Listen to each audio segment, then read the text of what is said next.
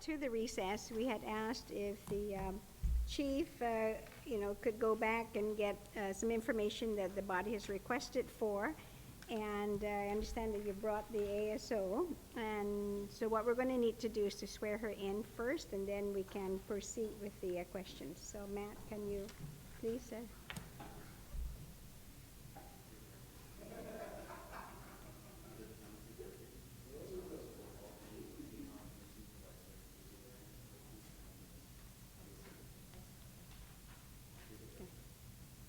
Okay, thank you very much. I know that we had asked several things. One is all communications or email between the chief and the front office in requesting for transfers of money to address the overtime. The second was any amount, what are the amounts, rather specific amounts for stipends that are due to reservists and other officers. And we have also asked for officers who are on overtime that you include the night differential, hazardous, and retirement required then, or rather needed to address any shortfall. So those are the three documents that were requested for, and I hope you have the documents, and I would give the floor to the Vice Speaker. Thank you. Madam Speaker, I can be provided with a copy, or we can be provided with the copies of the correspondence. I can look at that later. What I'd like for the members to hear is how much is owed in stipends to bring reservists current?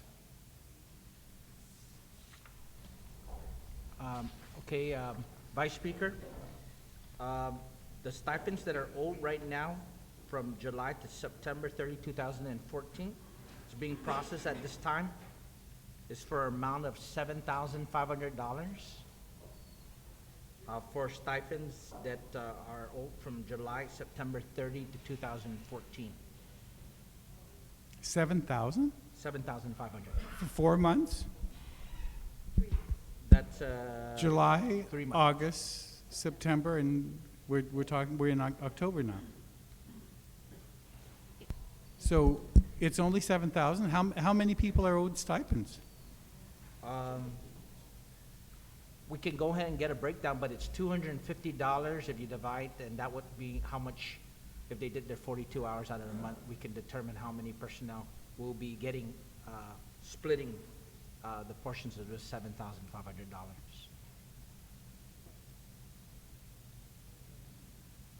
And for that small amount, we owe people back to July? Yes.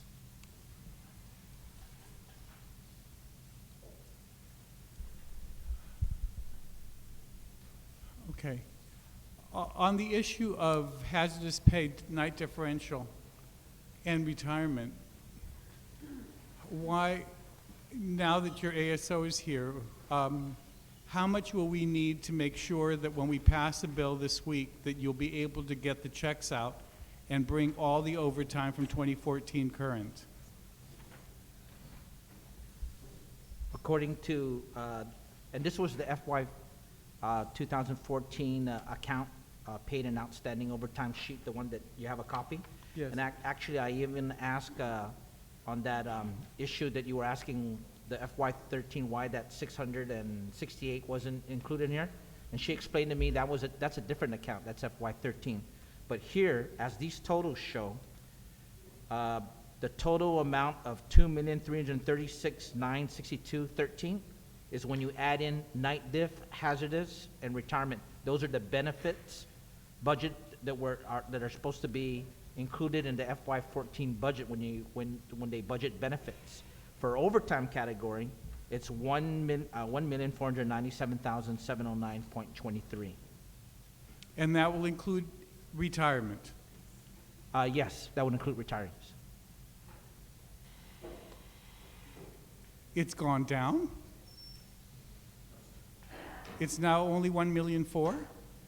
I'm saying that's the overtime category of FY14. And I'm asking, what total do we need? Night differential, hazardous, and retirement. Vice Speaker, as I had mentioned, this bill provides and allocates $1.5 million for overtime to pay the overtime prior dep obligation for FY 2014. And that is sufficient to take care of this overtime, $1,497,709.23. I understand that.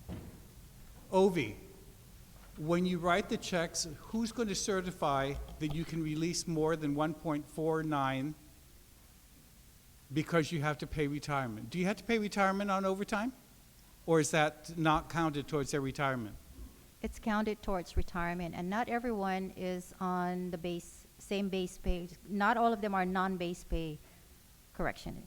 So the retirement rate, the dollar figure that is indicated on the report that was given yesterday, that may be it may be a lower amount when the overtime is paid out. Because again, like I said, not everyone is on a non-base pay. And so, if we pass something, how are you going to pay retirement, hazardous, and night differential for 2014 obligation with 2015 funds? And the answer, Vice Speaker, is we're continuing discussions with the finance team, with BBMR and DOA, the governor's finance team, to look at those issues in terms of any prior dep obligation that's related to retirement benefits, hazardous pay, night diff, that's in this total here. I understand, Chief, but as Senator San Nicolas pointed out, if we only appropriate 1.49 or 1.5, and your financial team that was supposed to provide you this money since last year and assist you, that you've been saying they were going to assist you, if they don't assist you in the next week or so, who's going to make the determination of which officers are going to get their full overtime with their differential, with their hazardous, and with their retirement pay paid?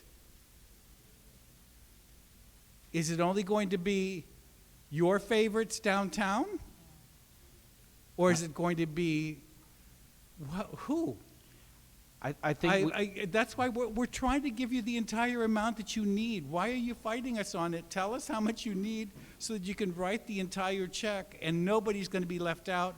Everybody's going to be covered. and Vice Speaker, I think the governor's committed to making sure with the $1.5 million that all of the FY14 overtime on his bill will be allocated to GPD to pay off the overtime that's indicated here. And we have the support of the governor in terms of the finance team to address any other issues of any prior dep obligations of FY14. You've been saying this since you were chief, that they were going to support you and give you all the money that you needed. How many times in the documents that you have, before you on your emails to the governor's office, how many times did you email the governor's office to ask the financial team to provide you with the amounts of money that you have on this spreadsheet?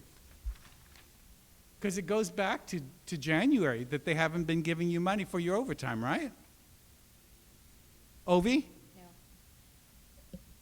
FY14, there's been payouts for overtime, and that included benefits and hazardous pay and retirement and the benefits when that first FY14 of overtime was paid out. Ovi, is that correct, that that included retirement and hazardous duty when payouts were made on that? How do you decide to pay overtime, Ovi? Is it LIFO or FIFO? Do you pay first for the January before you pay for June? No. Whenever funding is provided to, and I'm pretty sure applies to all the other agencies, but in this case, if 1.5 is going to be provided to the Guam Police Department, what accounting or the accounting process is going to happen is that of the 1.5, I would have to break it down for the night differential and hazardous. So since night diff and hazard are both 10% each. So you take 10 or 20% of the from the 1.5. Also, you calculate for retirement, the whatever the rate, I think for 2014 is 30.03, so take 30.03 from the 1.5. That's how I've been taught how to break down from 111 and 113, and the remaining will be 112, as long as it's total 1.5. But which pay periods will you be paying on this? Whatever the amount, we're going to start from January. And you and your chief just testified that you've been paying overtime for 2014. What pay periods did you pay for in 2014 when your sheet here shows pay periods in January 11, January 25th of 2014 that have outstandings in the tens of 100,000? Of the 697,657 that was appropriated, that paid for the beginning of the fiscal year, which is October of 2013 to December 2013. So that's for whatever funds that we have exhausted.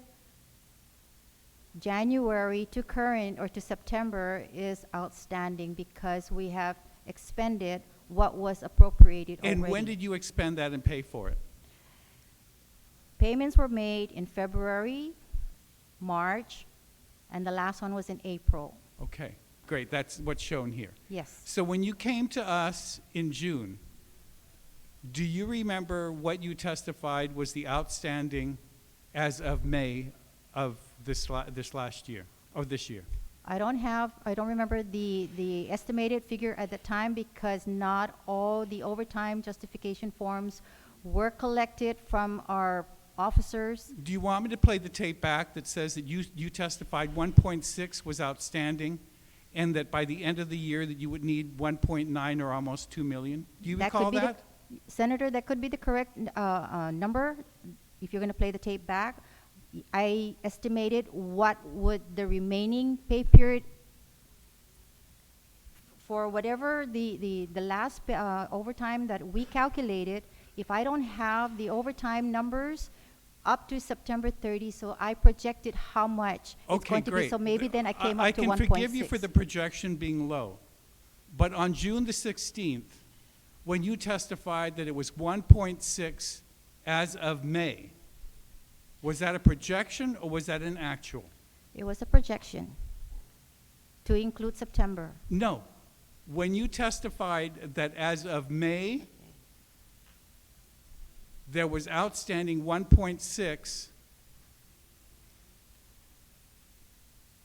was that an actual or was that projected?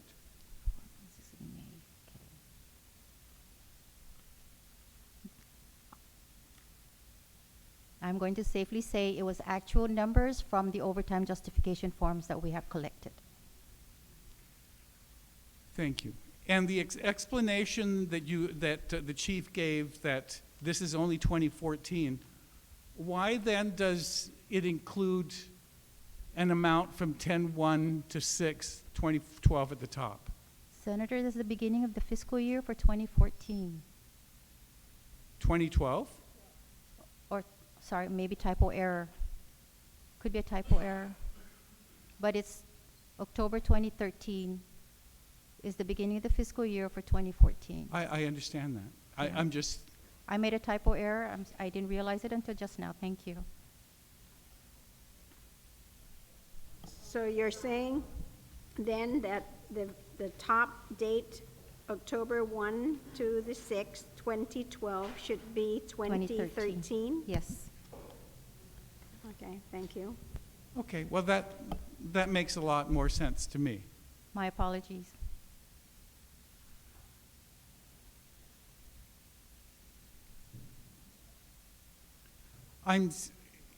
After you've given your explanation that you're going to pay, that you have to pay differential, night differential and hazardous, and retirement for everybody, what will be the total number that you need to be able to pay everybody to September the 30th of 2014? Total. As indicated on that report that you're holding, and I sure hope it's the same as what I'm holding, It's a 2.3. 2.3. That's inclusive of 111, which is night div and hazardous, and 113 would be the retirement. Thank you. So we have it on the record, 2.3. I hope everybody heard that, so when I make the amendment to 2.3, that everybody doesn't have a fit about where I made up that number.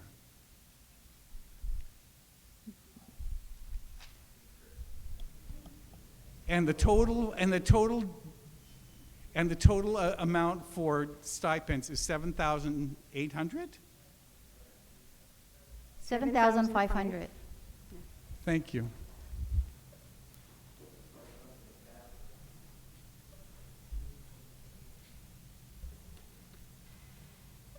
Are you done, Mr. Vice Speaker?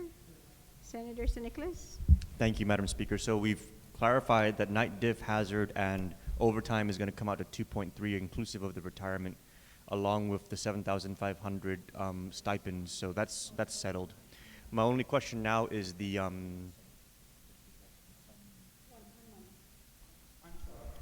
Can we just clarify, because I know that prior to recess, we had asked for any documents, old communications and emails between GPD and the front office for transfers of money. So I'm going to allow then the chief to respond to that question, or that request. I reviewed shortly some of the some email communications between the front office, with me included, and our administrative service officer. There are some individuals indicated in the in some of those email communications where some pay issues were relevant to some medical situation. With that in mind, Vice Speaker, what I am requesting, because I know that I committed, I said we can get some email communications, is that a full request is provided to us to give the exact limit of who do you want the email to be between, and so that we can strike out probably when we look at some individuals who we need to approach that had their names in some email communications. All right, forget the documents. Between June the 16th and September the 30th of this year, how many times did either one of you have email communication or phone communication with Adelup, the fiscal team, or whoever down there, asking for release of funds to be able to pay overtime to your officers? Can you count how many? Do you remember the dates? I don't remember the dates. Is it more than one? Well, she says more than one, but I can't remember the dates, and I got to Okay, forget the date. More than one? I will say more than one with my communication with our budget analyst, because on a day-to-day or during the course of the activities during the day, I will communicate with our analysts as to give me guidance on how I will be able to pay the overtime. So even our analyst at BBMAR, he has to also get guidance and approval from his management. So we do communicate on a time from day-to-day basis. I don't know, sometimes a day goes by, we don't, but when we do, I do mention that overtime needs to get paid. How can I get it paid? And so since June the 16th, you're now testifying that almost on a daily basis, maybe not, all right, let's say conservatively, at least three times a week, you've communicated with your budget analyst asking for a release of money to pay the overtime. Would that be correct? The number, I'm kind of like off on that numbers, but How about weekly? I do communicate, Senator, with BBMR, with our analysts, and let them know that there is the issue that we need to address on getting the overtime paid. So between him and I, we just let each other know what our needs are, and I guess that's above our pay grade, both on how it's going to be released. Would you say weekly at least then? Maybe once a week, I'm sorry, All could right, be. so if it's the 2 weeks in June, the 4 weeks in July, the 4 weeks in August, and the 4 weeks in September, there would at least, at the minimum, been 13 attempts on your part to contact your analysts that you needed money before the end of the fiscal year to make good on all these payments before the fiscal year ended and they became prior year obligations. Is that correct? Yes, they have been apprised, he has been apprised that of our shortfall. Have you notified your chief that you've been making those contacts with BBMR and there was no response? Yes, I'm gonna say, yes.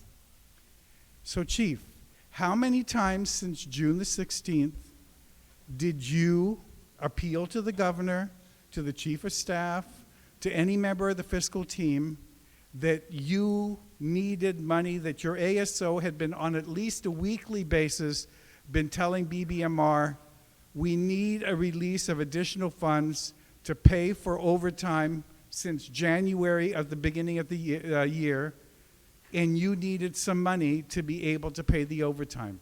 How many times since June the 16th did you notify somebody at Adelup that you needed this money?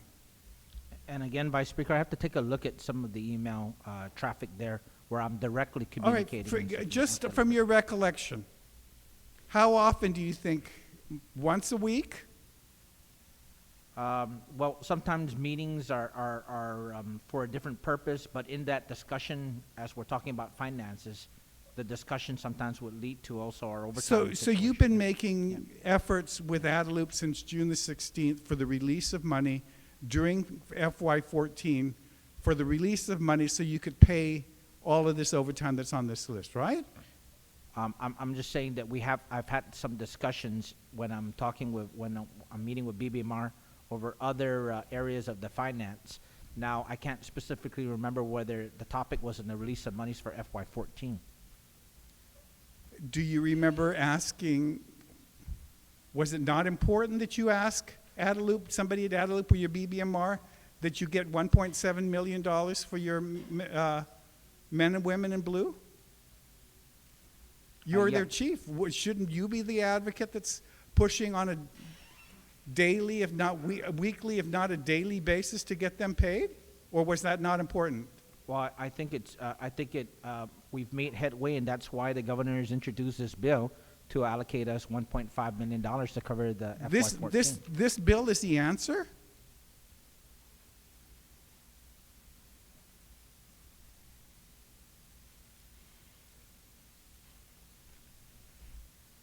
You testified before this committee of the whole in June. My committee budget hearing in late June that Adelup was going to be your knight in shining armor that was going to save you and provide the amounts of money that you needed for your men and women in blue and all your other staff.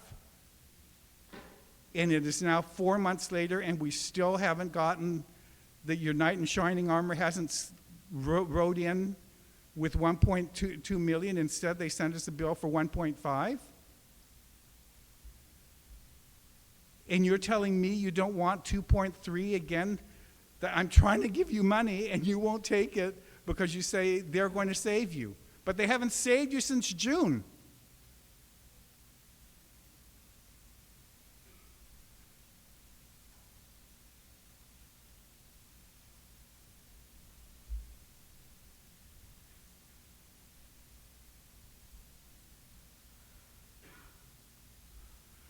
Are we the BBMR people?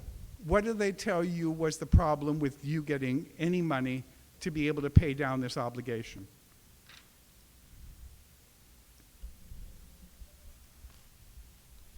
Our analyst is not really giving me an explanation of what's the problem. I'm just saying that he has to channel it up towards his management too. So that's all that he and I can do is just see what management says. Either his management or the governor, I don't know. So it is expressed to him of what the needs are in my case, because I had been communicating with him and letting him know what the shortfalls were.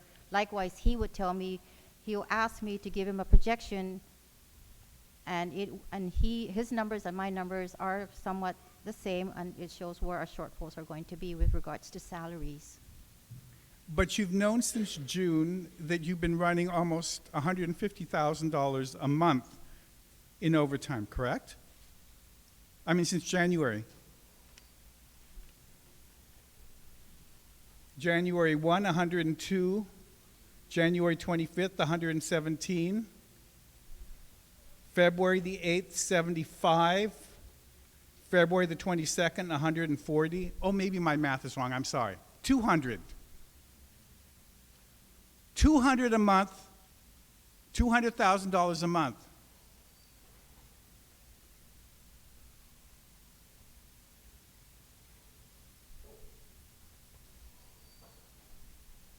And neither of you can tell me that the two of you weren't camped out down to Guadalupe saying, I'm running up $200,000 a month in overtime. I need help.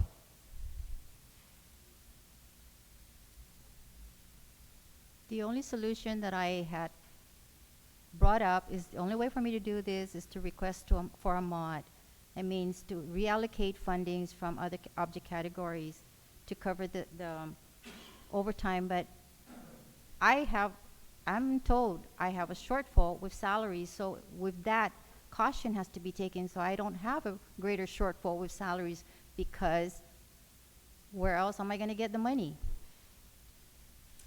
And there have been requests, but unanswered. There have been requests, and I have submitted a mod based on or upon their advisement, and they'll tell me how I'm going to work it. So mods have been submitted. Okay.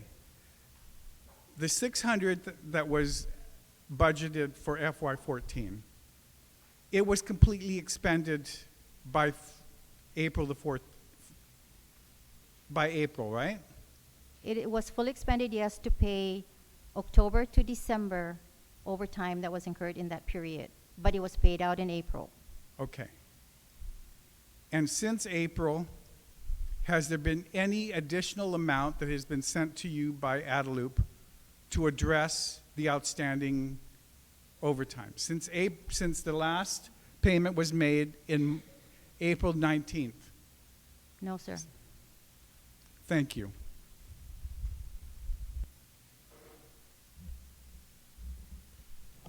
Senator Nicholas. Thank you, Madam Speaker.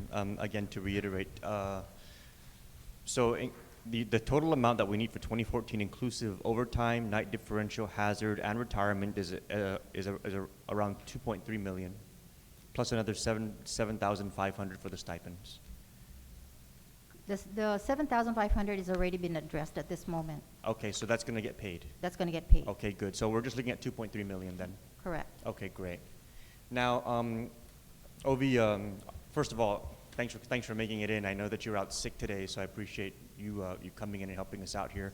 We had a long conversation earlier before the afternoon break about what the projections were and then the actuals as far as overtime, night diff, hazardous, and retirement for 2014, and how the amount was pretty short compared to what was actually appropriated.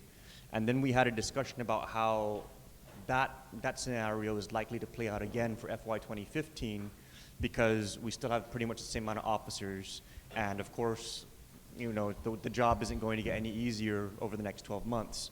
And I know that in our conversation we talked about how the budget right now is $958,000 for overtime alone. And the conversation that we had with the chief, and I appreciate it because it was a very frank, open conversation. We're really getting at some numbers that we might need to address up front.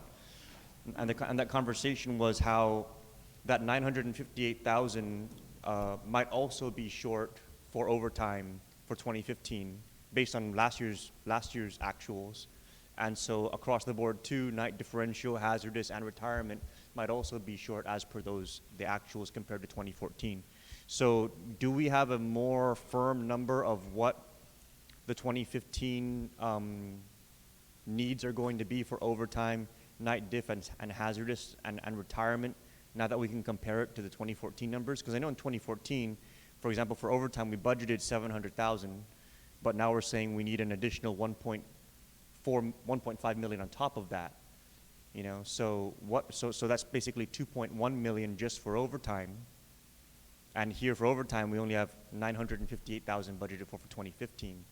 So we're looking at least another million for overtime, and then across the board, are we looking at the same kind of shortfall for night diff, hazardous, and retirement? And could you give us the numbers that we need to be able to adjust the 2015 appropriations upwards so that that way, we're not coming here this time again next year trying to catch up with overtime. We actually have already funded it, and the police officers don't have to wait for it. Okay, Senator, what had happened, well, what happened with the FY15 budget was, you're correct, it was 958 that we had requested for overtime, but through the advisement and guidance with BBMR, we made adjustment on the salaries. What's going to show in the AS400 for the overtime account is going to be 1 million in overtime,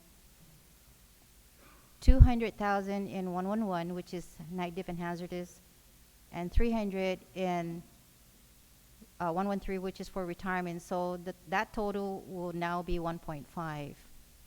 Because of the adjustments or the modification that we did with salaries, and that was, again, like I said, was through guidance with BBMR. And they said that I could do it. No, and thank you for that. But so basically, you're saying for 2015 we have 1.5 million for overtime, night differential, and hazardous. Yes. Now that 1.5 million is still dramatically short from the 3 million that pretty much makes up the total for 2014, because we appropriated 697,000 for 2014, and now we're needing another 2.3 million for 2014. So that's a total of 3 million. So if we needed $3 million for overtime, night differential, hazardous, and retirement in 2014 for 300 police officers, and we have about 300 police officers now for 2015, and we only have $1.5 million for overtime, night differential, and hazard, that means that we need another 1.5 million if we're going to go with the same 2014 assumptions? Well, we're hoping that we do curb the overtime, but you have to understand at the time that we were appropriated 658, or 2013 and 2014, the 40% was not implemented. So because of that, when the full implementation took place, of course, all their salaries had to be adjusted. So that raised everything up. Now that the 40% is in full swing, hopefully, the chief and management will try to curb overtime as much as we can, but there are times where overtime is not, you can't predict these officers on working overtime. I understand that, Okay, but so I mean, I don't think... we're hoping that we don't go beyond 2 mil or 3 million for this matter, but, we'll try the very best, I guess, to minimize the overtime, but... Well, I mean, for me, I yeah. don't think anyone's getting overtime that shouldn't be. And if we had 300 officers last year and racked up $3 million in overtime, and we have 300 officers this year and only 1.5 million budgeted for overtime, night diff, hazard, Right. retirement, then that means we need another 1.5 million just to, all else being equal. Because if the pay adjustment being kicked in last year also resulted in that 3 million, that means it's also going to be 3 million this year. Yeah. So then it looks to me like another 1.5 million in overtime, night diff, and hazard needs to be set aside and made available to GPD so that the police officers don't have to wait for their overtime anymore. It's a safe number to Okay. go on, but again, hoping that with the recruitment of the additional police officer trainees, hoping that will curb some of the overtime, maybe not much, but at least to a certain number. So this recruitment, how many recruits are coming on board? 22 at this point, and then we're doing the recruitment or interview for another 20. And so that's 22 on top of the 300 we already have. So we're going to have 322 within this fiscal year. Yes, but we have some officers that are contemplating already retirement. We have 2 that have resigned recently, so you may have a give and take. And if I can say, we also watch out for military deployments too. Because in FY13, which was the largest in that fiscal year with deployments off island on the wars there, that's where we drew the most, accumulated, encumbered the most retirement at $2.9 million in overtime that was expended back in FY13. Here in FY14, of course, it got reduced down to about $2.1 million.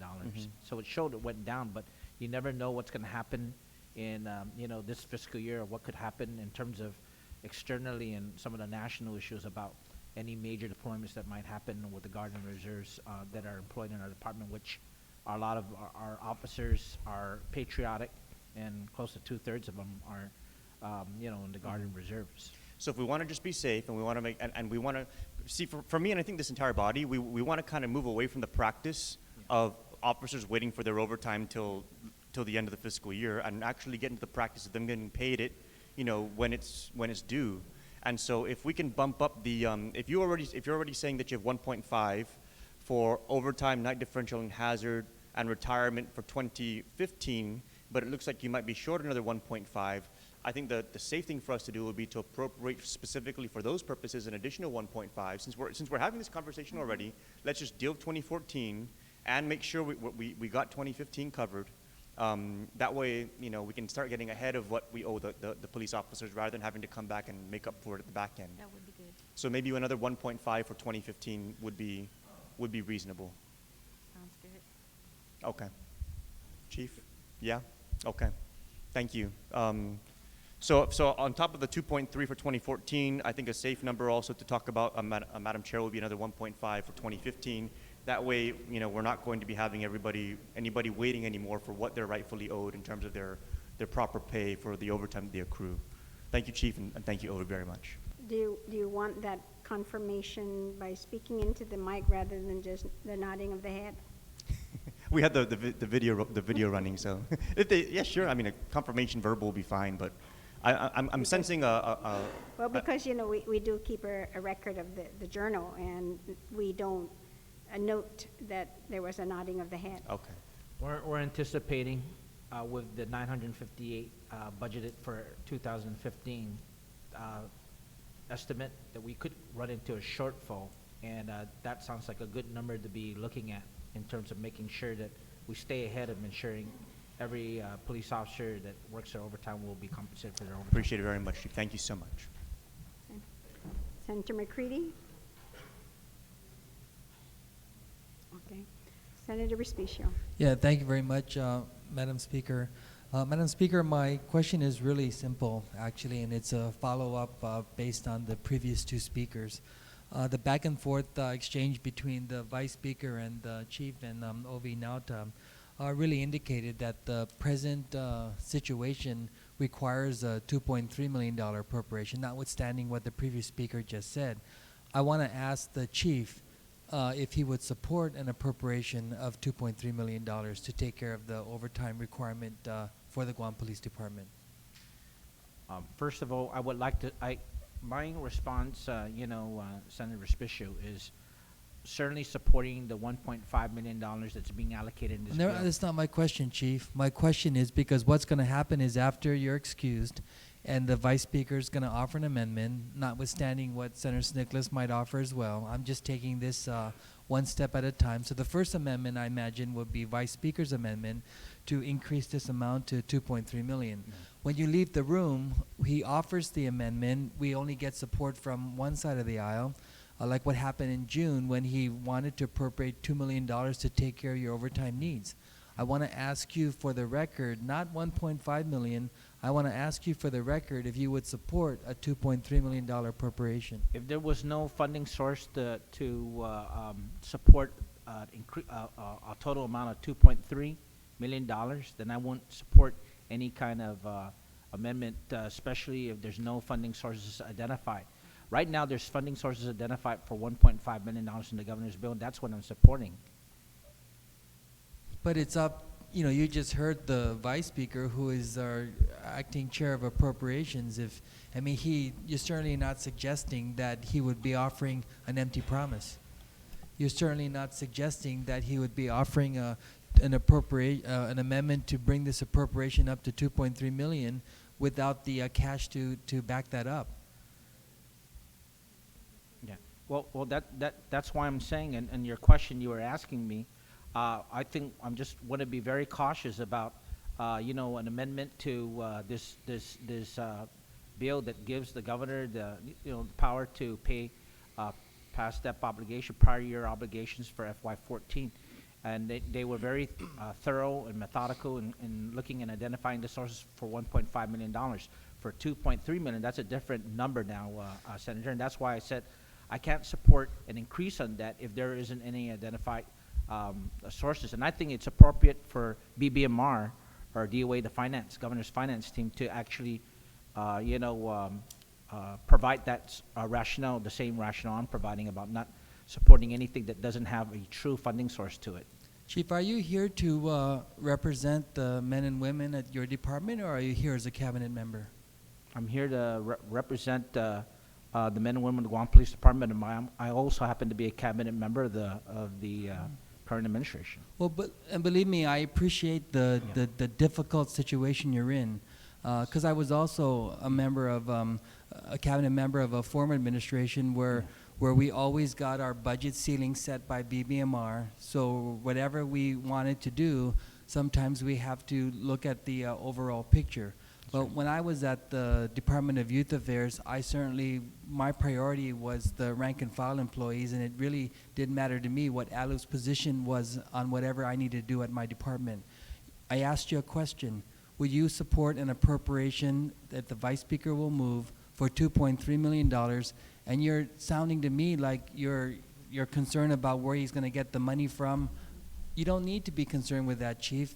You know, he's the acting chair of appropriations. This legislature's duty is to appropriate money. I would think that the answer to the simple question requires a simple answer, and just say yes. If that's what you truly believe, if you're after getting the monies needed to pay this overtime, your answer is yes. It shouldn't. I know you might get scolded later if you say yes. Then you go back to the front office, then they're going to say, why did you support a $2.3 million appropriation when all they told you is toe the line and 1.5 is all you should get? So, Chief, I'm going to ask you again, because it's important how you answer, because we need 8 votes to carry the day. Yeah. We need 10 votes to sustain a veto from this administration. We have yet to override any single veto yet under this current legislature and the current governor. I'm asking for your help, Chief. I'm asking if there's an amendment to appropriate $2.3 million, would you support that unequivocally? Would you just support that overtime be paid? I'm sorry, but I cannot support, and I actually said, please don't make any changes to the governor's bill in terms of where he's allocating $1.5 million to us and the other allocations of other overtime to the other agencies, Department of Corrections and the Fire Department. So you're taking the position that it's okay to continue to shortchange the men and women who are constantly out there trying to fight crime, which is an all-time epidemic. We had 3 armed robberies in one day, and you're testifying to the body that can make that appropriation possible, but yet you're just going to toe the line. You're going to toe the governor's line to say that the most you're going to get is $1.5 million. I think the men and women of the Guam Police Department appreciate So that you're the governor turning- has offered $1.5 million to the Guam So Police Department. basically, in itself for the you're overtime. turning down $800,000 in addition to the 1.5. I'm turning down any, for the record, any amendments to this bill, which I think it's a good bill, and it offers a real good fair allocation to take care of not only our department, Department of Corrections, and the Fire Department. So as the chief of police, would you tell me you're here to represent the men and women, the rank and file? They need $2.3 million. It's like the vice speaker said, you should be happy. You should be smiling really big time, because you know that there's a possibility of getting $2.3 million, but you're saying 1.5 is all that you're going to support because that's all the governor's asking for. But yet on the other hand, you're saying that the governor will take care of all of your department's needs, and you're claiming he's demonstrated that. But when the vice speaker asked you the question, how many times did you bring this up to the fiscal management team? I also understand the complex situation you're in. I empathize with you. I sincerely do. Because if your response was, yes, Mr. Vice Speaker, I bring it up to them on a daily basis, then the follow-up question probably would have been, then why didn't they take any action to heed your concerns? If you said you didn't bring it up on a daily basis, then guess what? You get crucified by the men and women of the Guam Police Department, wondering why you're not standing up for them as chief of police to let your concerns be known and let that money be available. I just think it's a it's extremely unfortunate that when you're clear that 2.3 million is needed, and the senator here and the Office of Finance and Budget who makes these recommendations to go ahead and move forward with the $2.3 million appropriation, you're turning $800,000 down. You're probably also going to turn down $7,500 to pay the stipends because it's not part of the 1.5 million. Am I correct? I think that the issue of the stipends is a different issue from what we were originally here at the legislature to discuss, and that is the governor's proposal to allocate $1.5 million out of his bill to the Guam Police Department's overtime, which we estimated is the amount of overtime. That will cover the $1.4 million of overtime in that category. Well, I guess if I'm trying to find a way to congratulate you this afternoon, I congratulate you for being a good cabinet member, a good soldier, and towing the line. But I'm certainly disappointed that you're not going to push for the entire appropriation so that our police officers will not have to worry about. Haven't you listened to anything Senator McCready said? And I'm also, at the same time the Vice Speaker tried to move $2 million, it was the same senator who said, no, only 600,000, right? So I want to go there because I want to go there to make sure that whatever's needed by the Guam Police Department, whatever assurances you're hearing from at least some members of this body, I would certainly support an amendment by the Vice Speaker to appropriate 2.3 million. All of a sudden it's no, that's too much. I don't think it's ever enough when we need to make all of our law enforcement community whole, particularly the kind of situation that they're faced with every single day. So for the record, Madam Speaker, the Vice Speaker has been able to ascertain that the amount is 2.3 million, plus another 7,500 for stipends, and I think that's where the focus of our conversation ought to be. Thank you, Madam Speaker. And I think what's important also for you, Chief, to know is that it has been the policy of this legislature that we do not make appropriations unless a funding source is identified. Yeah. So then the offer, of course, of 2.3 is with the identification of a funding source, because I know you said you wouldn't support it if it didn't have a funding source. Senator McCready?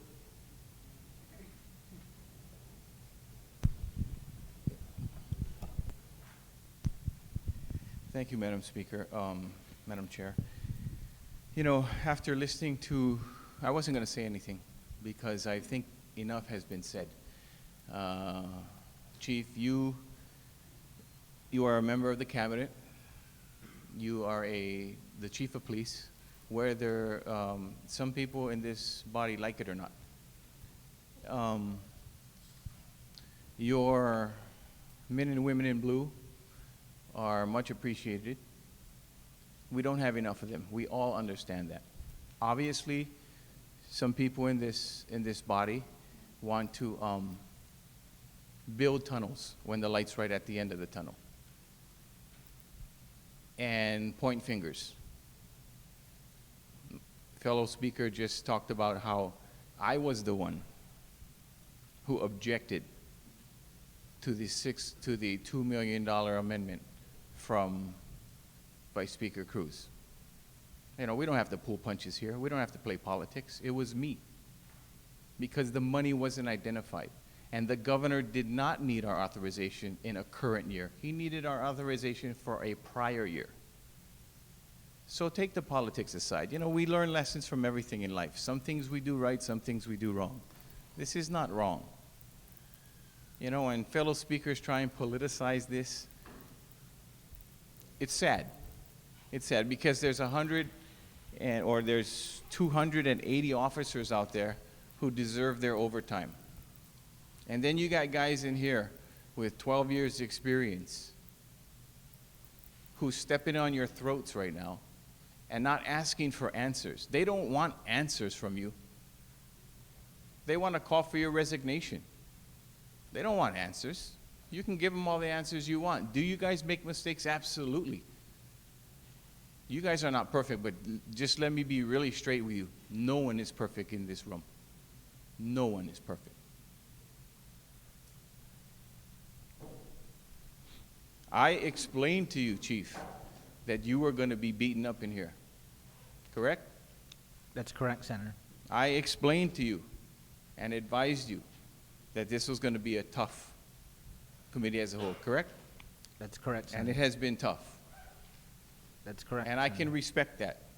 But when you start to politicize the conversation and you start to point fingers, then it gets a little silly, you know, because you want to be in the top 15. You know, it gets silly. This isn't about politics. This isn't about winning an election in 2 weeks. Point This of is- personal privilege, Madam Speaker.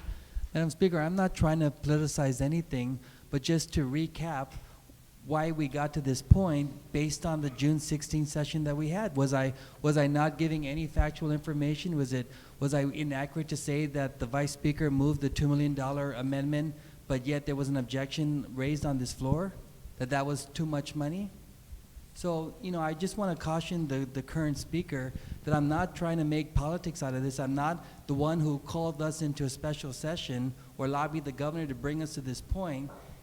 We're trying to resolve the issues facing the Guam Police Department, the Department of Corrections, as well as the Guam Fire Department, and also we learned that the Customs and Quarantine is in a similar situation, not with respect to overtime, but their employees have to be paid.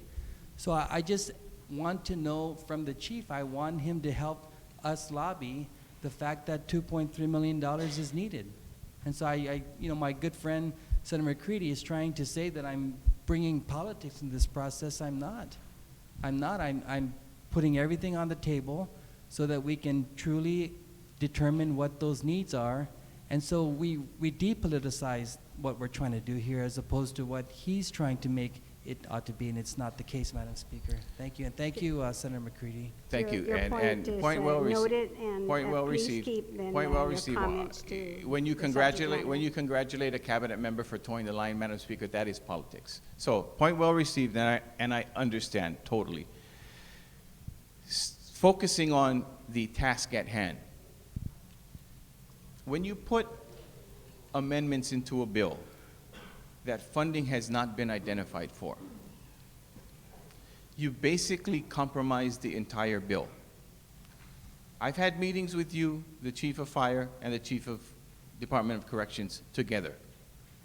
You all agree that you as a department have to work together to make sure each and every one of you get a piece of the pie so you can be a little more sustainable.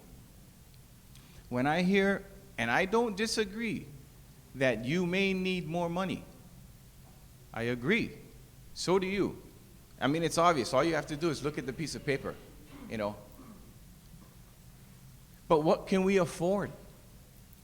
We have 3 or 4 different agencies, and I thank the retiring speaker, Senator Respicio, who admitted that we have 4 different law enforcement agencies that also need to be taken care of.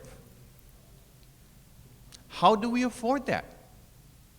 We do not have a magic sprinkle of money over this government. There is only so much money that we can spend. So when you overpromise, obviously it's going to make one side look like they're not fulfilling their promise. We need to live within our means.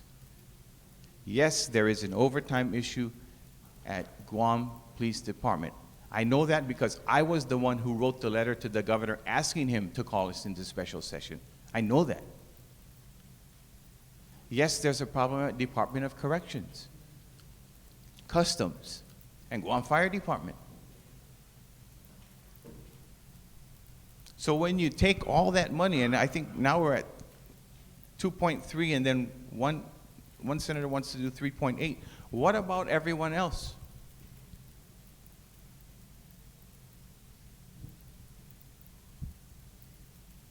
Chief, I'm asking you, what about everyone else? That's right, and you're accurate on that, is that, you know, we don't there's not enough money, circulating, and you might jeopardize one program over the other when Exactly. it comes down to allocating more to one and less to the other. And that's why I'm saying the focus on this particular legislation is to give what's obligated to the three agencies. Now, I want to just caution, and I want to know if you agree with me on this issue. In your opinion, would we be jeopardizing anyone else for overpromising one department? I believe there's always that potentiality. There's always uncertainty. Because the There's money's going to always have to come potential. from Yeah. somewhere, right? Yes.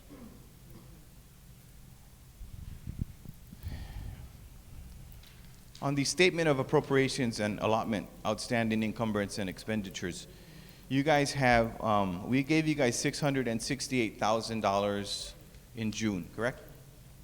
That's correct. Yes. Now, that was obviously, when you look at the balance sheet, an overage. We have $228,819 cash in our account currently. That's the balance. Now, that balance is earmarked for just specific overtime, or would we have to reappropriate that?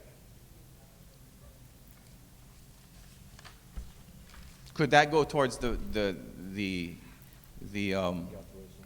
appropriations that we're talking about here this afternoon? It can go to the 2014. So that would be the credit. So whatever amendments here, the 228,819 would be credited. Yes.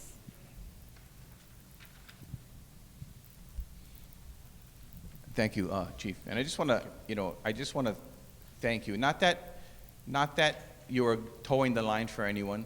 Not that you haven't answered all the questions that has been given to you. You have. I just believe that if we're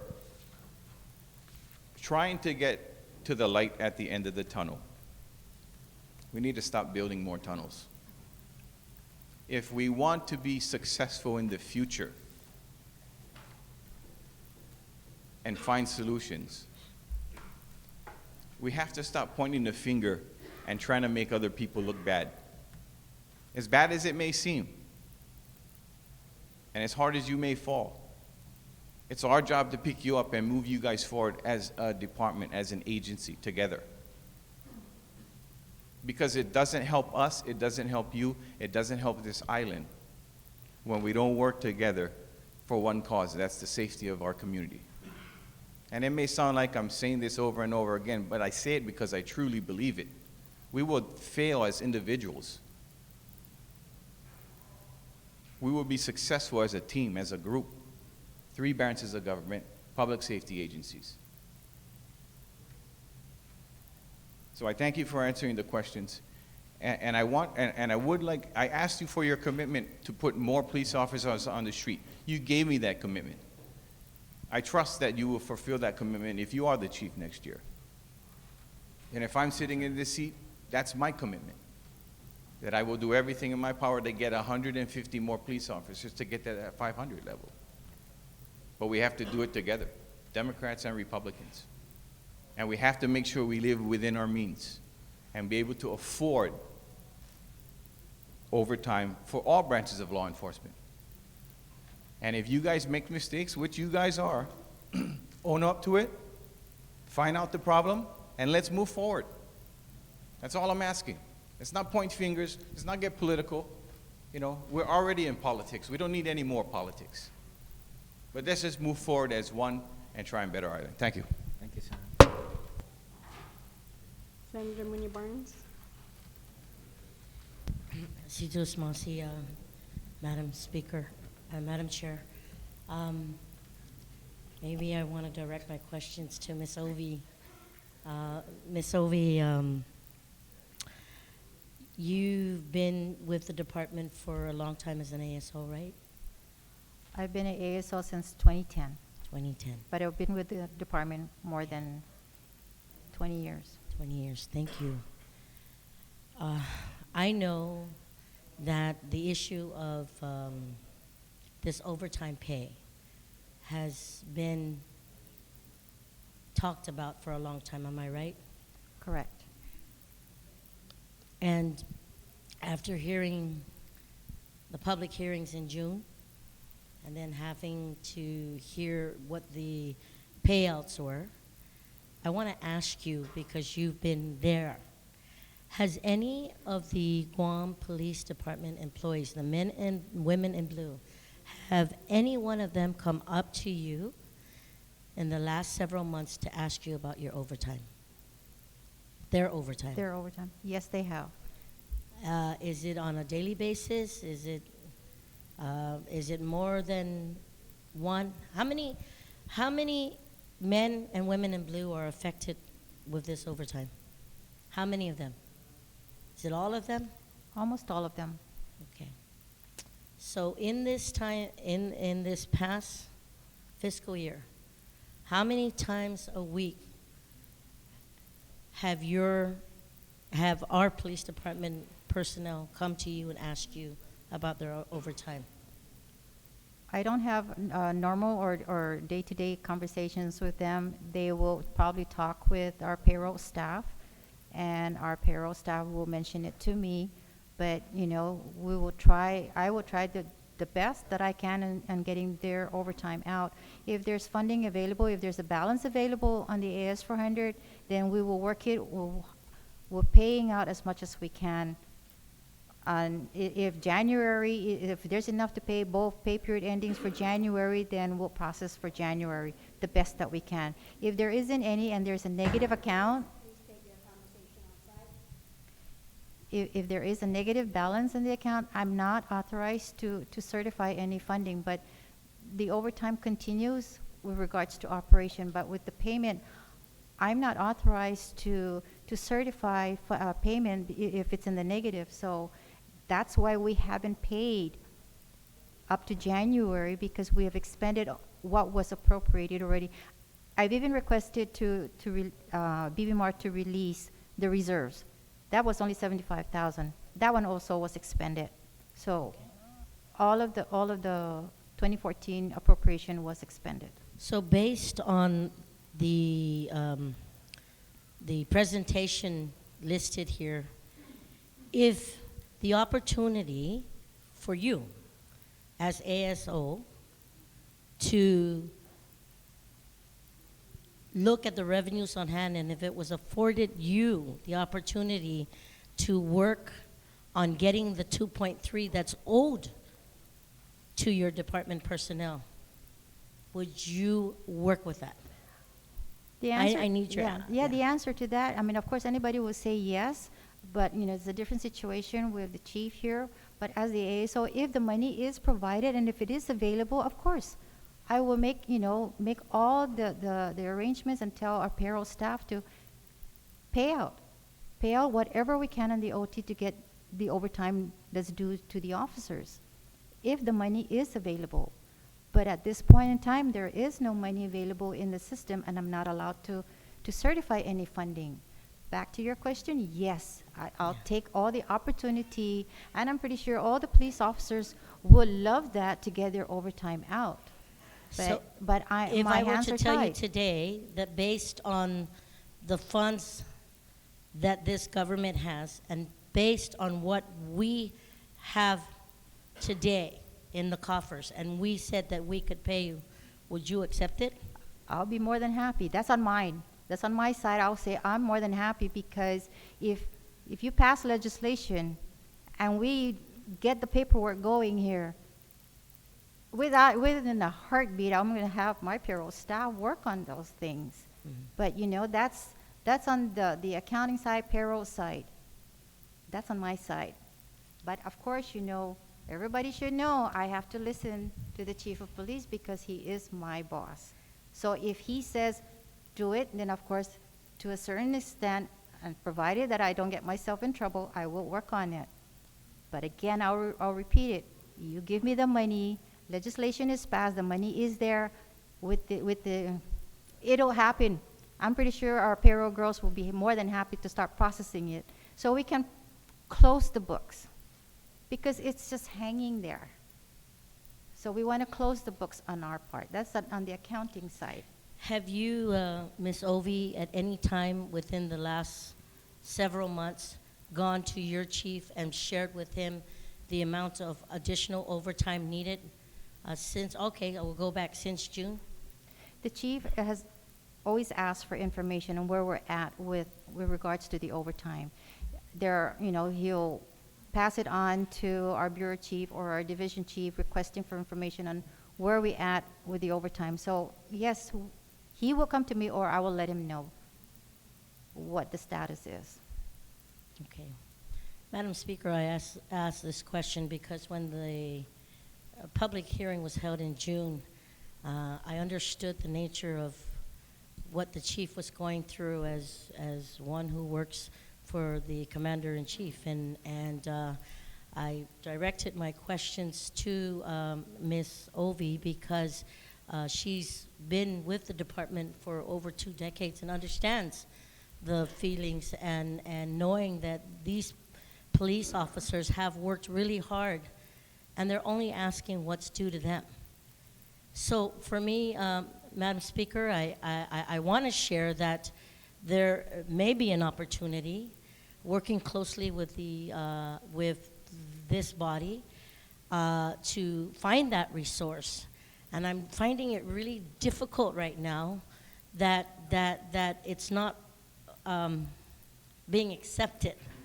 So asking someone who will not get replaced, if anything, that specific question, it gives me a better understanding because I know based on just the last 24 hours, or a little bit more than that, when this bill came into this body, that I've received numerous calls saying, why can't they just pay it, even with the appropriations that were done?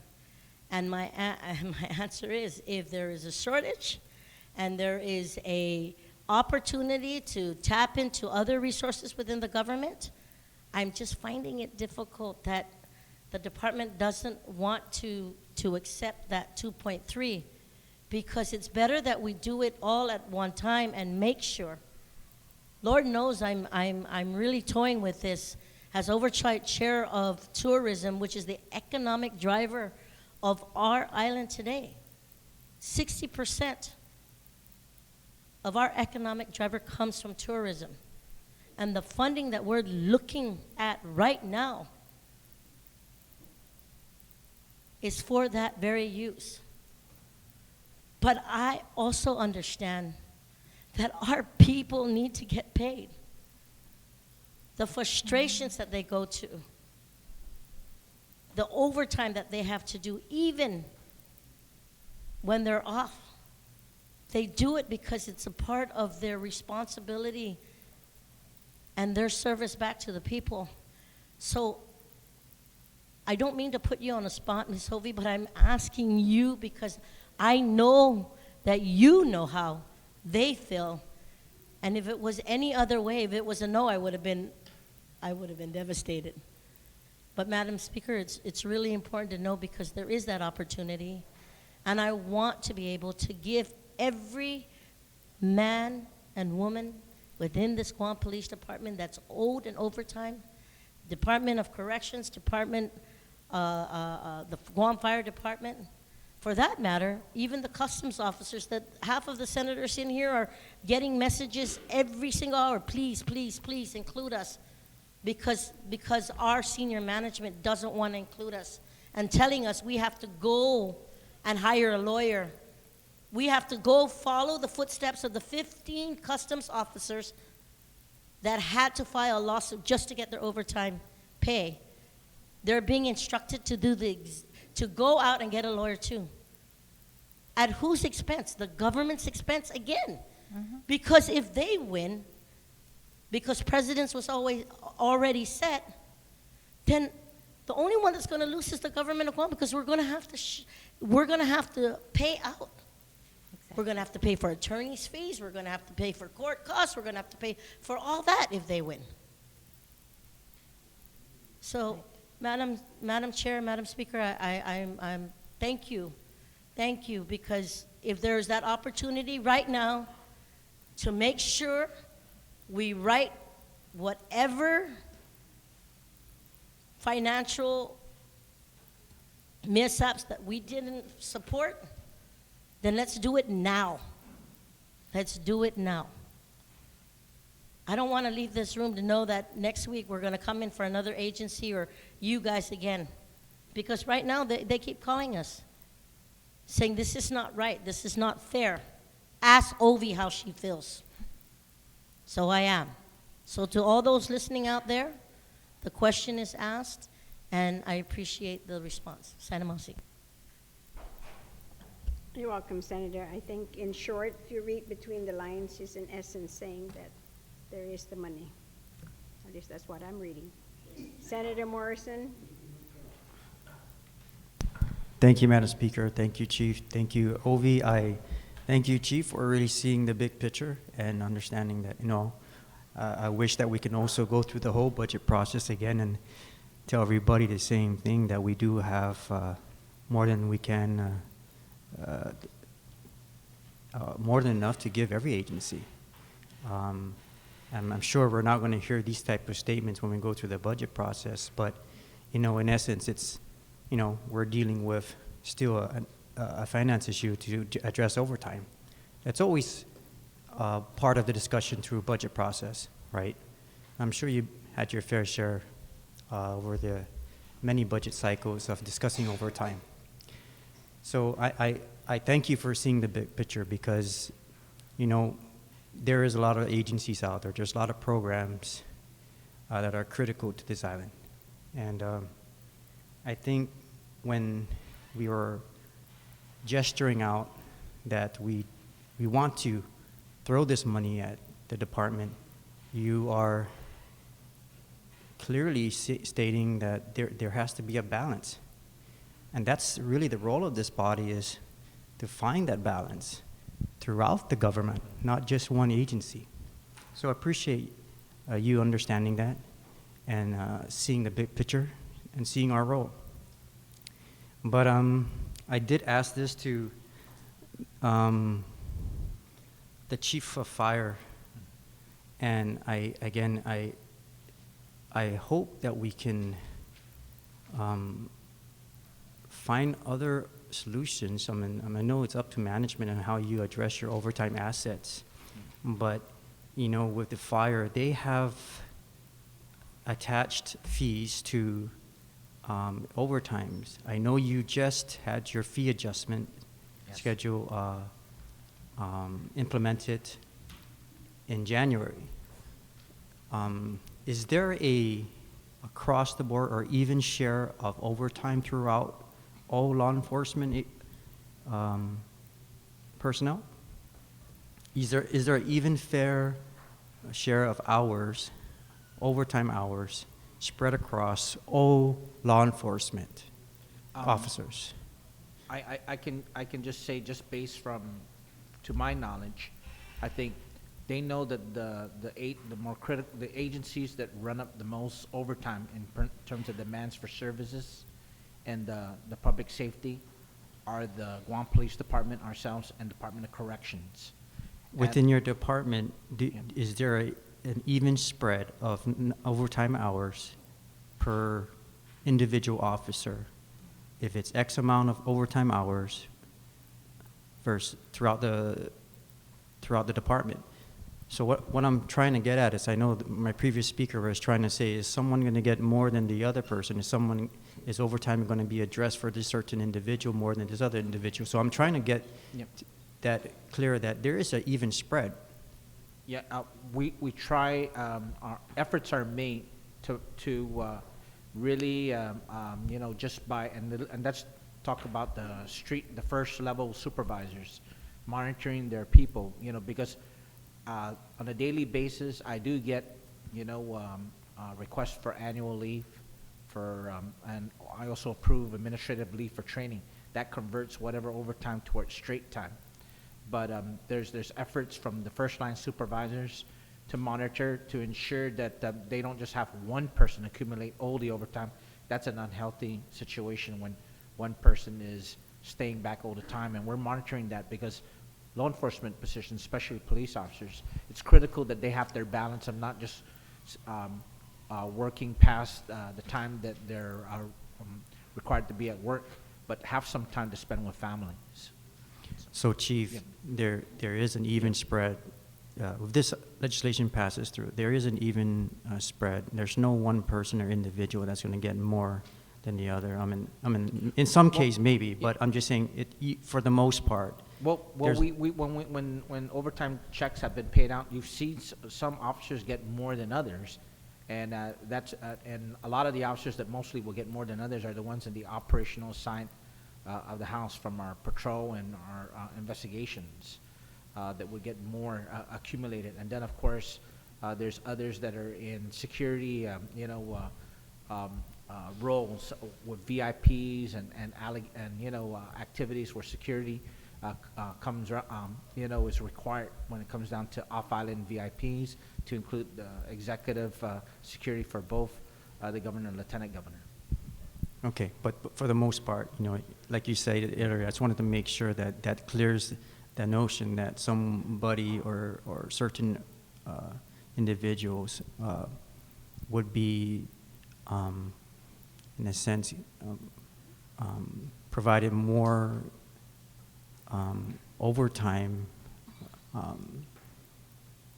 versus others out there. I'm just wanting to make sure that's cleared up. I mean, and that was asked earlier Yeah. because if there was 2.3 available right now, I'm sure everyone's covered. But with 1.5, you're going to have to do some management and apply it across the board, right? So if you're applying it across the board, you will still see there will be an even share addressed with the overtime. Yeah.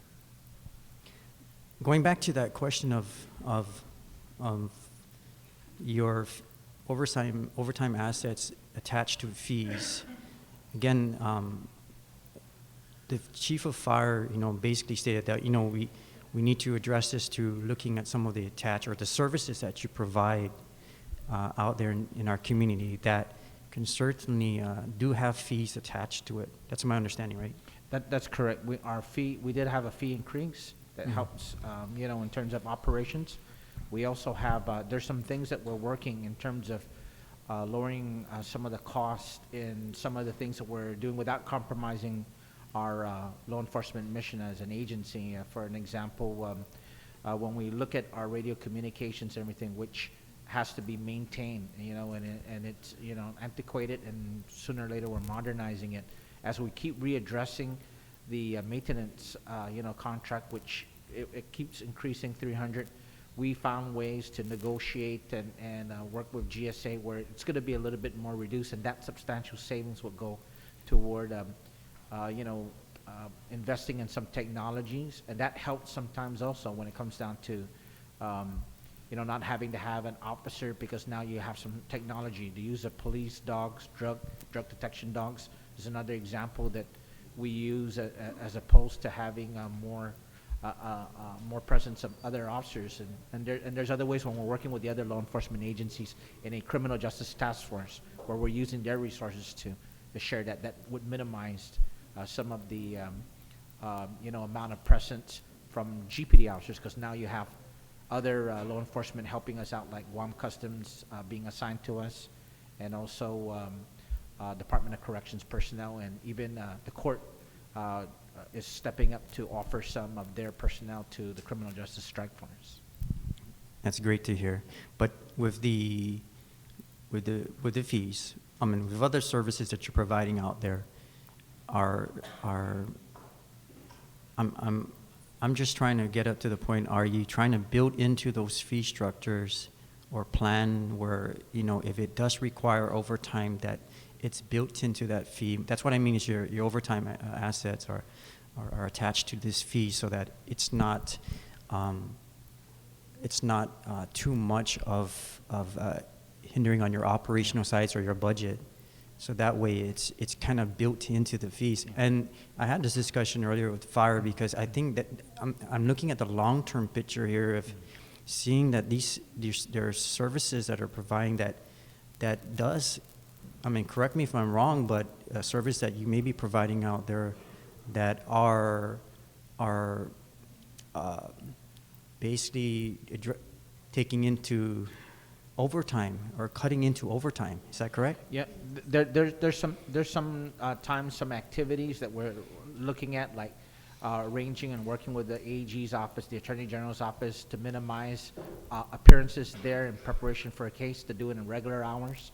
We're also looking at, of course, the number of court appearances that officers do on their regular day off, finding ways we could do it, that if an officer was held back because of court appearance and was tied at court for a whole week and drummed that overtime, that we replace that by giving the individual admin leave training, which helps convert that to a straight time in terms of, instead of the time and a half. So it would reduce a little bit of the amount of cost. Right, and the reason why I'm going down this, Chief, I think long-term is looking at this, and even, I know you did your fee structure, but there's opportunity to look into those types of services that you if we can work with you and your management to see that those fee structures that may require overtime, that they're built in, so that way, as you done with your fee schedule that was implemented in January or February, that was to offset the most of the administrative costs. That's right. That goes into it, so it doesn't eat into your overall operational costs, right? And I think that's the goal too, is if you're knowing if your overtime asset is providing services that can also have fees or attached to it. That way, it doesn't eat into the overall operational budget. So, I'm just throwing that out there because I did have a discussion with fire, and I think we're going to start some discussions and seeing how, again, we're not going to wipe out overtime, but our goal is to minimize to attachments of or attaching fees to these services that can be built in so that it's not coming out of the operational budget. I think you've been down this road many times of overtime, and I'm just trying to find a solution. That's right. Or I think there's opportunity for that because there's many services that you provide out there. I know that. It's just that I know that eats into your overtime costs. And I think a lot of times we're just not seeing that service can actually be built in through a fee. Yeah. And I hope we can work to some type of long-term planning for that. Thank you, Chief. Okay, Thank you, Chair. Thank you, Senator Morrison. Senator Mike Nicholas, you're recognized. Thank you, Madam Chair. I wanted to interject a little bit because I'm a little bothered with how the conversation's unfolding here about how the statements are being made that we need to balance out these payments depending on if the money's available. I mean, something needs to be made very, very clear for the record, Madam Chairman. Overtime, night differential, hazard pay, and retirement fund contributions are not optional things to pay. They're not something that we can pay if we have the money. They're things we must pay by law. And I'd like to take the opportunity to read into the record an editorial by the Pacific Daily News dated June 29th, 2014, when we were in here discussing this issue. And it's entitled, "Failure. Gov Guam must pay overtime when earned because that's the law." The government of Guam needs to follow the law when it comes to paying its employees money they earned while doing their jobs. And officials who fail to do this need to be held accountable. The most recent incidence of this was the failure to pay officers in the Guam Police Department overtime they earned protecting our community. The solution was for senators to recently pass a law authorizing $668,000 from the general fund to pay for prior year's overtime, which Governor Eddie Cabo signed into law last week. In a news release announcing the new law, Cabo said, "We're glad the legislature gave us the authority to pay police officers this overtime they worked for while performing their duties and keeping our community safe." The PDN goes on to write, "But it shouldn't take a law to pay for overtime for police officers or anyone. Overtime isn't an optional expense after it's been worked. The law requires that it be paid after it's been earned, not weeks or months or years later. Gov Guam can't arbitrarily decide when it pays overtime or any other type of pay, such as payroll deductions for loans, mortgages, etc., and yet it does, routinely. What's even more mind-boggling is that it's been allowed to do this over and over again without any repercussions or accountability. This must end, or the government will continue with this illegal practice. Private sector employers who tried to do this would quickly find themselves in trouble with the legal system. Elected officials need to stop with the riding to the rescue routine. The political ploy is meant to make them look good to voters, but it only highlights their failure to do the right thing in the first place. The money for overtime should have been built into the GPD budget. Every elected official knows the police have 100 less officers than is needed to adequately protect the community. Of course, there will be large amounts of overtime accrued. So don't pat elected officials on the back for doing the right thing. Instead, hold them accountable for failing to do what's right the first time around, as well as any and all government officials who broke the law by not paying overtime on time.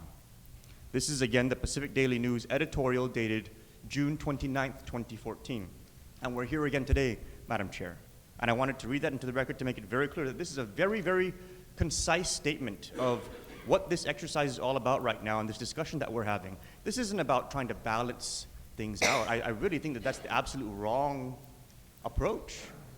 Very clearly, these payments must be made by law. And so if we owe $2.3 million in overtime, hazard, night differential, and retirement contributions, we must pay it. And if we owe an additional $1.5 million projected for 2015, then we need to make sure the money is there. Now the question now becomes, do we have the money? And the answer is a simple yes. Not only based on the numbers that the governor has provided, but based on additional numbers that we've looked at in the budget that we just passed for the fiscal year 2015. We've already identified $1.7 million in the excess bond proceeds that we have that's not counted towards the original bond allotment. So we have $1.7 million. It was mentioned that we have $4 to $5 million, but I'm going to go with 4 in the GBB Tourist Attraction Fund reserve, which I would hesitate for us to use first. But I'm going to put that number down just for the mathematics. And then, in the budget, because we didn't have this issue going into the budget, we appropriated an additional $3 million in hiring for agencies not related to any of the agencies we're talking about today. This is new hiring. So that's another $3 million in new hires. So the total that we have is 4, 5, 6, 7, $8.7 million that we can look at and consider for making these payments. Add on top of that the $268,000 in overtime that we over appropriated in this June appropriation, and we have about $8.9 million. 9 million, 8.9. Now, let's look at the expense side of the equation, okay? We have GPD with 2.3 plus an additional 1.5 for FY 2015. That comes out to 3.8 million. We have already identified 1 million for the Department of Corrections. That takes us to 4.8 million. And we determined in the conversation with the fire department that they actually already paid their overtime. So they're looking for the money to reimburse the general fund, but that's absolutely beyond the scope of what the fire department needs the money for. They got their money. So the fire department doesn't need 1.5 million anymore. So now the total that we're looking at is $4.8 million. Okay, now let's break this $4.8 million down. We have 4.8, we minus the 1.7 from the bond proceeds that we can utilize, and that leaves us with 3.1. We less out the $3 million in new hiring that we wouldn't have appropriated in the budget if we had known that we had this obligation to pay, and that leaves us with a $100,000 balance. Now we haven't heard from Customs, but we know Customs has approximately another $100,000. So we add back $100,000, and that's a $200,000 balance, but then we offset that with the $268,000 in the overage that we appropriated in June, and we have the money. Okay? So, colleagues, we have the money. It's very clear that by law, these are payments we're supposed to make. And by the way, Madam Chair, just to give you peace of mind, that's without touching the reserve in the Tourist Attraction Fund. So we'll be able to keep our economy safe in the event that there's any kind of downturns. So we have a win-win here that complies with the law, identifies the funds, and makes good on all of the obligations that we want to make for all of our public safety personnel. So this conversation about, oh, the governor wants us to only use 1.5 and we need to balance it, I can respect the positions that people need to take. I respect that. But as far as our colleagues are concerned, if we can identify the funds, which I just have done, and if we can prioritize the spending to make good on these obligations that are due by law, then it behooves us, as the appropriating authority in this government, to make sure that we're not only following the law, but we're making good on the obligations we owe to all of these personnel, and that we're doing it in a way that isn't going to compromise our future by tapping into the Tourist Attraction Fund, which was the original proposal that the governor sent down to this body. We can do it, and I think that we're going to be able to work on something that's going to be able to accomplish that. But I just wanted, Madam Chairman, to be able to state all of these facts for the record so that we can understand exactly where we are, where we need to go, and the fact that we have the resources to do it. Thank you, Madam Chair. Thank you, Senator San Nicolas. Speaker or Vice Speaker? Speaker Wampat. Thank you very much, Madam Chair. And thank you very much to the previous speaker, Senator San Nicolas. Those numbers definitely, look good. Your calculation definitely, and I know you're happy that GVB would not be touched. The question, of course, now is, hoping that everybody would be willing to buy in on that proposal. I'd like to just go back, if I may, to the GPD's 2014 paid and outstanding overtime. And I'm only looking, of course, at what you had given us. And it tells us that from January 11, 2014 to September 30th, 2014, that just for overtime, and can you please verify for us, Mr. Berdalio, Chief Berdalio, exactly what that amount is? Just for overtime. The 1,497,709. Okay, 23. Yeah. Okay, so that's overtime. Now, when you calculate, of course, to pay your officers, the men and women, for overtime, because many times this would mean that they have to work even in the evening hours. That's correct? Some can, it doesn't necessarily mean that they're in the evening hours. Some are daytime Okay, or even you're court. right. I'm sorry. You know, You're right. What it different. means is that you're right. They've gone beyond the They're required 43 hours. hours, You're yeah. right. They're 40 hours 43 a hours. week. Okay. So then, when you're going to pay them that overtime, then my understanding then is that because they have put in their 40 hours, that then automatically you must pay them night differential. Is that correct? If they work at night, then they're entitled to night differential too. If the overtime hours that they had are at night. You're right. So those two, you can't separate that, can you? No, you can't separate it. Okay. What I meant is, when I'm saying that they're separate, means they're separated in terms of the budget. There's benefits and there's overtime category, and then there's the benefits overtime and on the budget.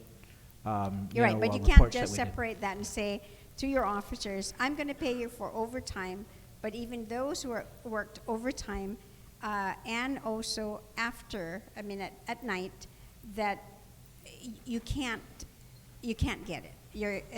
It's going to be one goes with the other. Is that correct? Yes. Okay. If they're earning overtime at the same time that overtime is being earned at night, Yes, they're entitled to and night. then they must be paid that. Now, because of the nature of the work that the police officers, must encounter and will encounter while on duty, then they too are entitled to hazardous pay. That's correct. Yes. Okay, so then that again you can't take away, can you? You can't take that away, can you? Hazardous pay? You're right. Again, hazardous pay can be determined also if they are performing. If they're a line officer, I could actually evaluate officers that are not actually doing any kind of line work or operational work and are in administrative capacity. And there's an option to explore that to look whether, they would be able to still be entitled to having hazardous pay in addition to their regular base salary. Okay, For an but- example, administrative command staff officers from the colonel to a police major and police captains that are at headquarters. Okay, but for those that you can determine, based again on, the situation where they're working, that you can't not give them hazardous pay, once you've identified already who those are, that When we- they are entitled to it. Yeah, when we identify these officers with the work, especially when they're putting on their overtime justification form that they're working patrol or they're doing criminal investigations, that's hazardous pay automatically that they're going to Okay. have included. All right, thank you. Now, for all the men and women, what's the number you gave us? Either 296 or 300 officers, every employee that they are then the government must put in its share for retirement of 30.3%. That's correct. And when I'm saying these 280 that are employees that are affected, that's our non-exempt employees that are earning that overtime, to include some civilians that earned overtime in our department. And I know you, and I appreciate how you've broken this up on the right-hand side of this sheet, this handout, is that you broke 111, object category 111, which is night differential of $299,539.20. That's correct, right? Then the overtime is 1.497. That's correct too. That's accurate. And now for 113, which is the retirement, the government's contribution is 539,713. That figure as well is correct. It is correct, but we calculated at everyone at 30.03, but not everyone is on non-base pay, so it could be lower. So this 539 could be Could lower? be lower, it could be lower, once it's paid out, because this one is just a one-time charge to everyone that we calculated at 30.03. Because you have people in the old plan and in the new plan. So this could be lower. But when you look at this sheet of outstanding overtime, the amounts that are given here from January to September, you're saying that these figures then really are not accurate to the number? Just the 113, Senator. Only Just the 113. So 111, night differential and hazardous are correct. Correct. 112, which is overtime, Is are correct. those numbers correct? Yes. Okay, so those are accurate. So what then, we can give or take then what would be the number, a range? If it's not 539,000, what could the low be? The low will probably be maybe about 400, 450. Okay, 400. Okay, that's not too bad then. It's about maybe $100,000 off then. So then when you've added everything here, in essence, you're saying that if we're going to pay this over time, and we must then, for those officers who've worked at night, must be paid the night differential.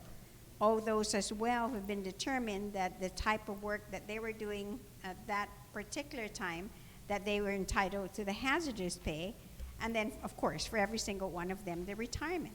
So all those must be added together to be able then to give an individual a check that he could see or she could see that in the check that overtime is paid for, night differential is paid for, hazardous pay is included, and that their share to the government for retirement is also included. And then you get whatever that total amount is, whatever their net pay is, that should be reflected in an individual check, right? Payroll check. So then, in this case now then, if we take then that all those must be included, you've factored in or totaled the number of $2.3 million for all those, inclusive of the different object categories of overtime, night differential, hazardous pay, and retirement. You're not going to then give the officer anything less than all of these object categories that they're entitled to. No. So then that means then is that although this total amount from January 11 to September the 30th, that amount is 1.4 or rounded off to $1.5 million. So when you write out the check, because now we're not, you're saying that, I mean, not you, the chief said that he doesn't feel comfortable with having to go beyond the 1.5, then you're going to have now, and your accountants or payroll clerks are going to have to write a check out to every man and woman in blue, a check only for overtime. That means you're not going to pay them for night differential, you're not going to pay for the hazardous pay, and you're not going to give them, include the 30.3% for retirement, because what you're only going to get in this case, at least in this bill, is $1.5 million. No, they all will have to get paid their night diff or hazardous plus retirement. What's going to happen is that if 1.5 is given, then I have to take out from the 1.5 to cover 111 and 113. So the whole January to September is not going to get paid. We're probably going to just figure out how many pay periods is going to get covered with that, whatever the 112 is going to be. And thank you for that, because that's exactly what I wanted to know, is that then you're right, because you cannot separate out and not pay them night differential and hazardous and their retirement and just give the overtime. You're going to have to do that. So now you're going to have to work from January 11th, when you need a total straight across from the figures that you've given us, 160,165 just for January 11th. Is that correct? Just for January 11th Just pay for period January ending, 11th. yes. You're right. Okay. Now, I've not added this all the way down then to take it up to that point. Do you know, can you tell us, where is the cutoff that would actually meet now $1.5 million? The 31st of May 31st. Just about May 31st. So now then what then in essence you're telling us is that then now with the $1.5 million, we're not going to make our men and women whole for 2014, because we're only going to be able now to pay up to May 31st, 2014, overtime, night differential, hazardous, and retirement. And that means now you're still going to have to come back to this legislature and ask now for money for June 14, June 28, July 12, July 26, August 9th, August the 23rd, September 6, September 20, and September 30. Because you're not going to have enough money. So you'll be right back here at this legislature again, because 1.5 is not going to be sufficient. Right. And in your calculation, what it is really that the department needs to pay all of your men and women for the entire year of 2014, you're going to need $2.336962.13. Just about. You're right. And because you said it might be a little bit Might be lower, less. that you might only need 2.2 million rather than 2.3. Thank you very much. I appreciate that. And I'm sorry to have to walk you through this because I'm not a numbers person and I'm learning as we go along as well. But, you know, it really helps clarify even more now. Because I think, no, I believe that this body wants to make sure that all our law enforcement officers who have put in the time and the overtime, because it's their duty to serve, to protect, that they're not going to say, I'm not going to work because you're not going to pay me. They actually work. And they've gone, you know, for an entire year without being paid, and even a year and 6 months for some of them because of 2013 without being paid.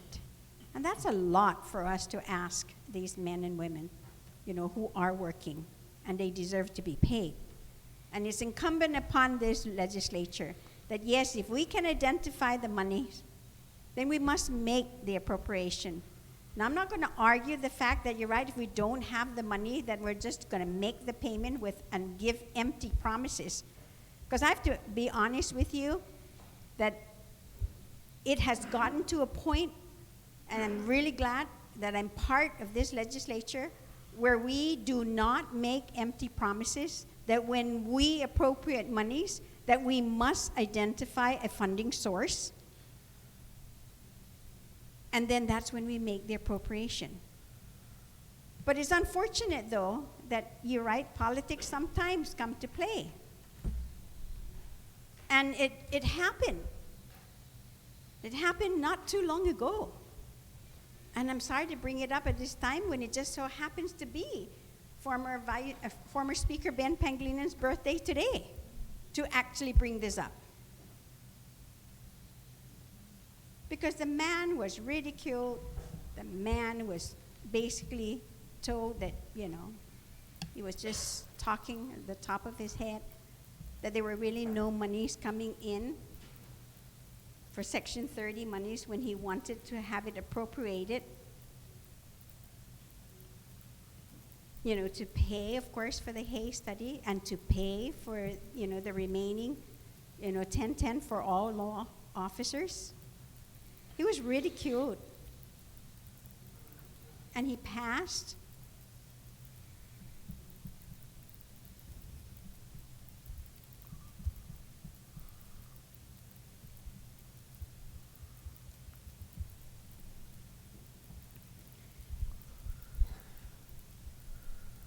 He passed never even having anyone correct that what he wanted to do was actually correct. That the monies were there. The monies are there. And to add insult to injury is to turn around and now take those exact amounts of money that he had written to give and to make all of our men and women whole, our people, our workers, our government workers whole. And the insult was to take it now, later, for political reasons. Politics has no business when it comes into taking care of our government workers and paying them, especially after they've done the work.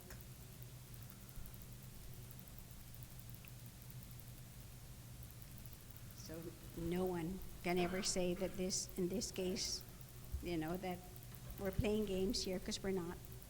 Because I, for one, will not support anything to give empty promises to our people, to not give you the money, appropriate the monies if we can't identify it. I would rather take the wrath from the people to not appropriate because there's no money. But when we have the money, I think we need to do this. And I think this legislature, this particular legislature, has been doing just that by paying off the Hay study, paying off the last 50% to all law enforcement, paying off whatever the government owes the people, the workers. And that's why, I mean, for whatever reasons there are, if we want to pay all of our workers after May the 31st, the dollar amount for that truly is anywhere between $2.2 million to $2.3 million to pay every single man and woman in blue at GPD.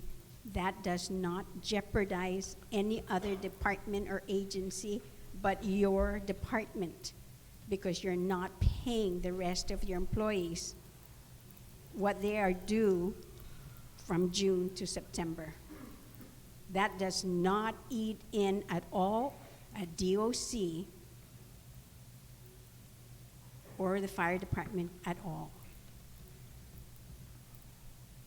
Thank you very much, Mr. Chairman. Thank you very much, Madam Speaker. Mr. Vice Speaker?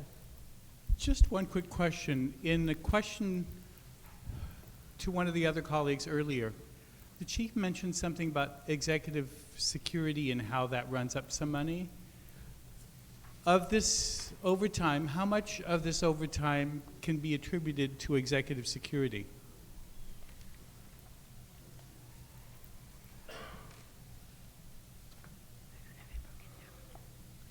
We don't have it broken down, but we can provide that report later on. Mr. Chair, can we get that report? The other thing is that does GPD pay for executive security, or does executive security come out of the executive's appropriation? We pay the salaries for the officers assigned to executive security. And you pay all their overtime also? Correct. Okay. Thank you. Thank you, Mr. Vice Speaker. Any other senator wish to question GPD? If not, then I guess it's appropriate at this time to thank Chief Berdalio and... Can I make one Okay. correction? I think Senator San Nicolas. Go ahead and say that into the mic so it can be into... No, I want to give an opportunity to Ms. Nauta to make a clarification. I just wanted to give a correction on the balance that's available on the 2013, because Senator San Nicolas was mentioning 268. The amount is actually 228,819. Okay, thank you. Okay, so I guess at this time we want to thank you, Chief, and Ms. Nauta, for your participation this Thank you. afternoon. Stand by. Okay, is there consensus that we bring in the customs and quarantines? Yeah, okay. Okay, let's recess for a minute. Thank you. Yeah.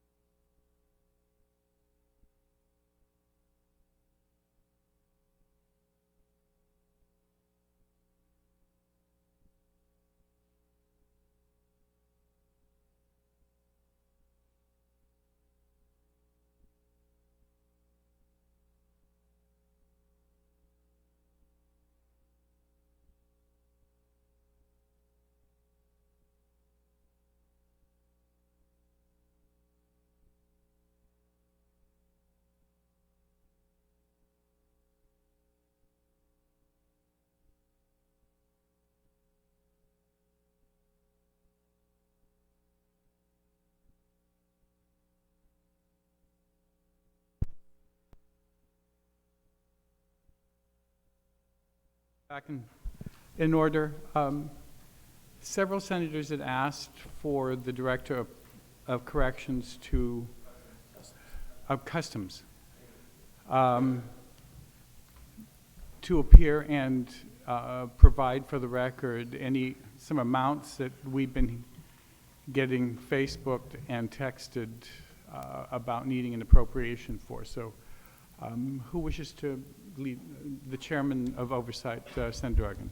Thank you very much, Mr. Vice Speaker, Mr. Chairman, and Pedro, and to James, thank you for appearing before the committee in the whole.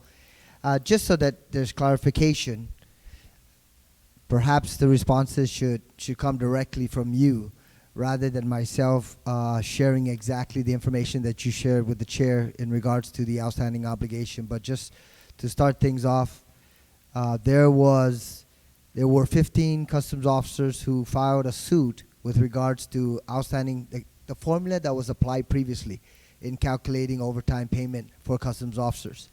And that suit, or that timeline, extended between April 1st, 2006 through June 26, 2009.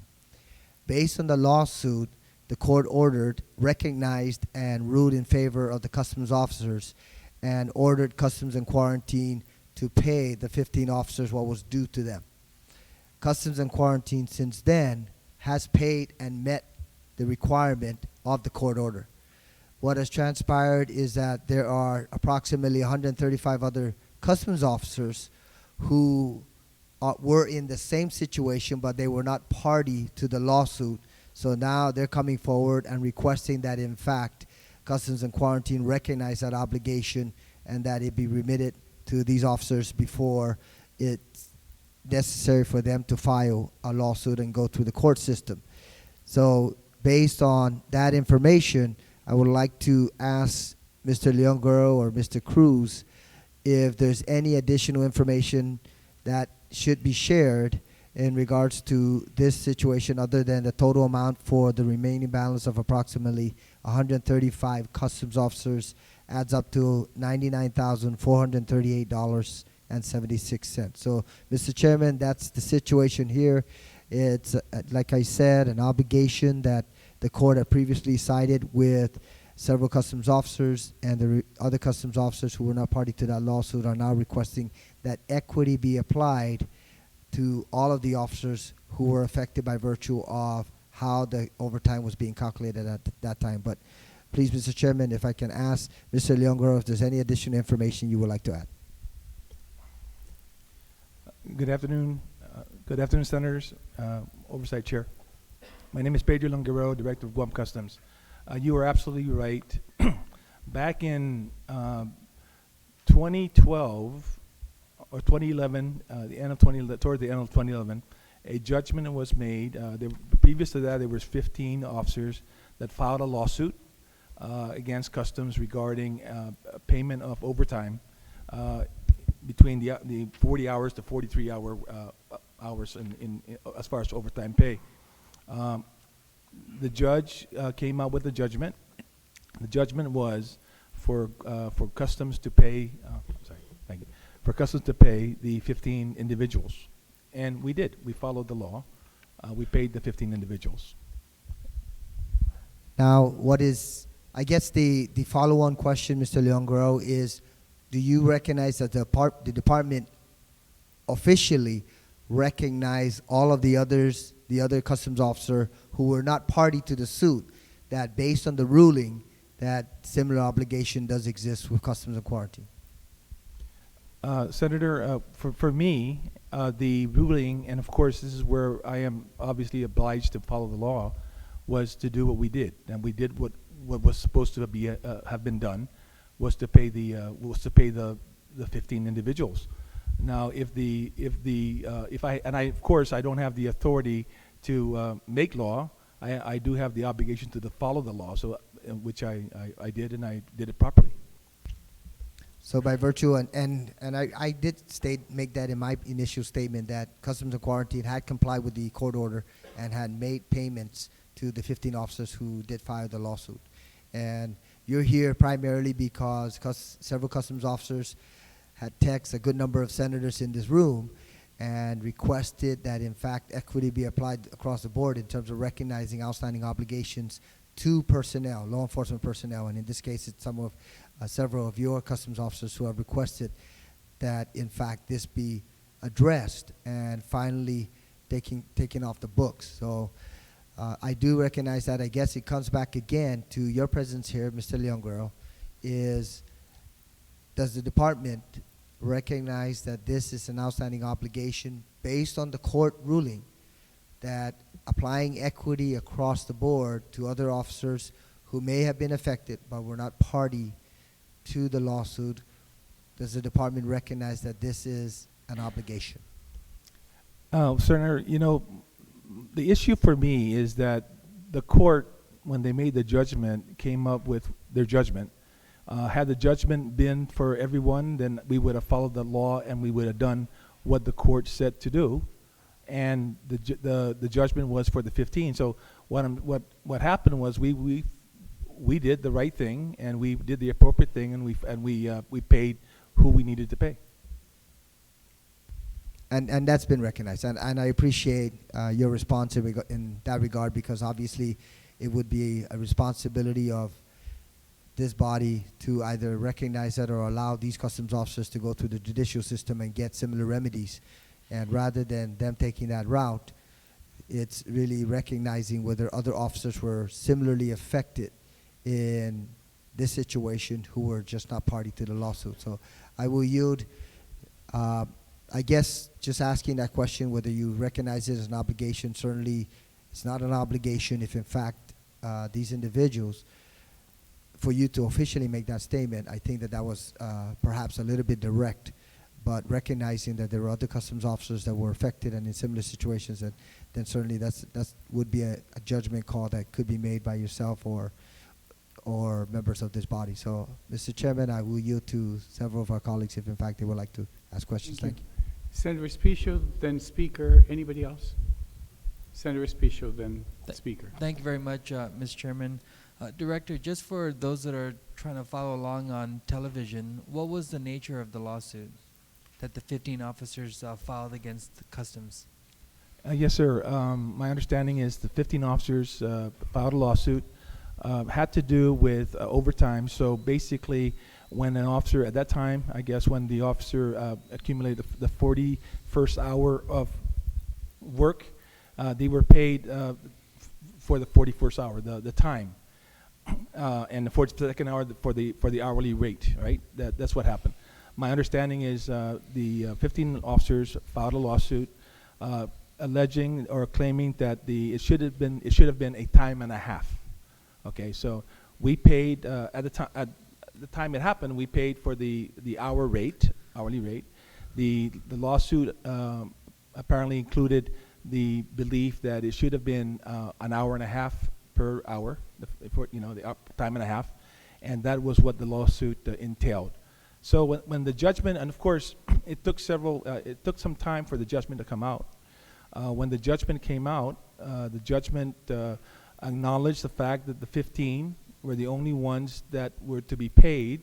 The 15 had a lawsuit. It was not a class action lawsuit. It was a lawsuit, and that the personnel that would be compensated from the judgment were to be for those 15 individuals.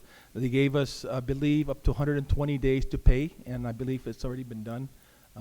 My ASO is right here, Mr. James Diaz, and so we abide by the law, and we did what we needed to do to abide by the law. So given this judgment, what is the practice at Customs and Quarantine today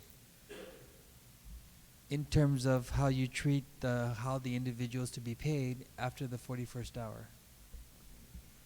Are you following the court order now going forward? We do follow the court order, sir. Yes, sir.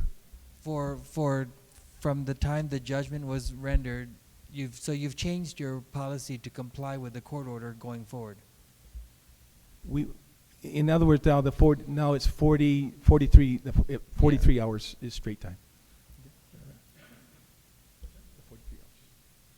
And so these individuals that weren't part of it's not a class action suit as you said, but they're not part of the 15 officers that filed in court, do you believe that they're in a similar situation?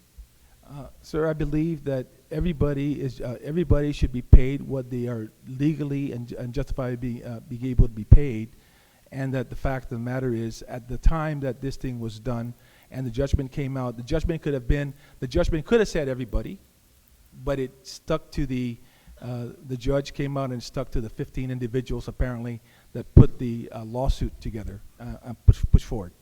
But a reasonable thinking individual could make the same conclusion that although because these 15 people brought the matter to court, if other employees are in a similar situation, then your department is also obligated to pay anyone outside the 15. I mean, the judgment was made based on how you should have been treating their hours, right? And when you determine to pay straight pay or overtime, not necessarily just for the 15, but it was the court made a decision, and they interpreted how overtime should have been paid, or how their pay should have been compensated or calculated. Mr. Chairman and the good senator, just a point of information. One of the reasons why this information was brought to this body is because of the requirement for authorization to pay for prior year overtime. And in this particular case, these other customs officers did work the overtime, and are they owed? I believe that they are. But in this case, I just wanted to once again reiterate that these customs officers, I don't want to repeat myself several times over again. The reason why I let's asked leave the it at that. question is based on a comment that the oversight chair made, that maybe they have to seek judicial relief in order to get their issue addressed. And so I'm asking, Director, do you have any idea how much it cost customs and attorney fees? I don't have that information, Senator. I could get Ballpark? it for you.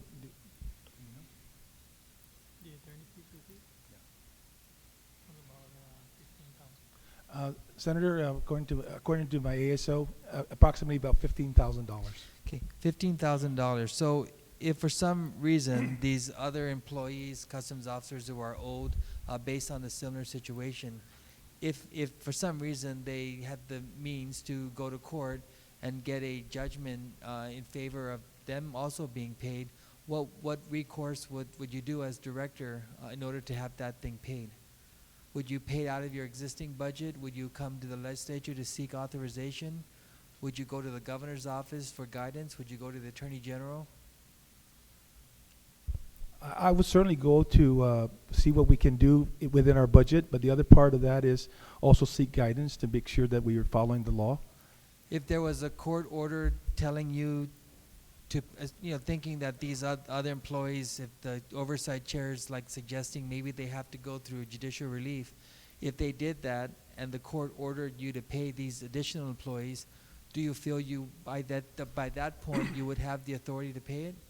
Yeah, yes, sir. If the court came up and ordered and mandated that the other officers be paid, then I am obligated to certainly implement that law. So this is not Yeah. an issue of prior year obligations. This really is an issue of what do we need to do to compel you to pay this? Sir, I believe that the authority to authorize this payment is with this body, right? Absolutely, but if you can't pay it because it's a prior year obligation and that's what we're trying to do, and you're saying that if there's a court order that said you also have to pay these additional employees, you said you would pay it regardless of what the legislature would do because it was a court order. So I'm saying, are we here because it's a prior year obligation, or are we here because we're trying to publicly compel you to recognize your other customs officers who are in a similar situation, who were not part of the 15 customs officers who had to go to court?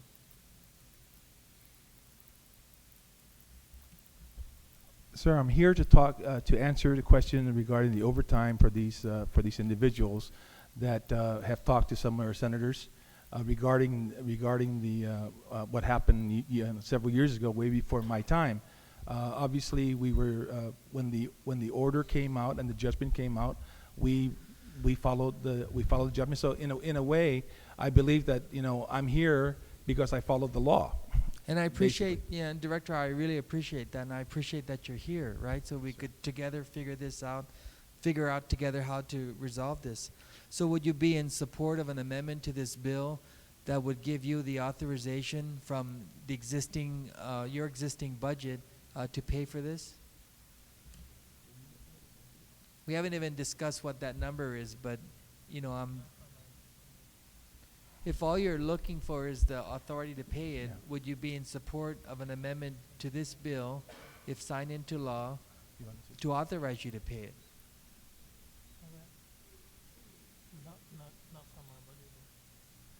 Yes, sir. Discussion with my ASO. Basically, what is obviously needed is authorization and funds to pay it, and we don't have now those funds now.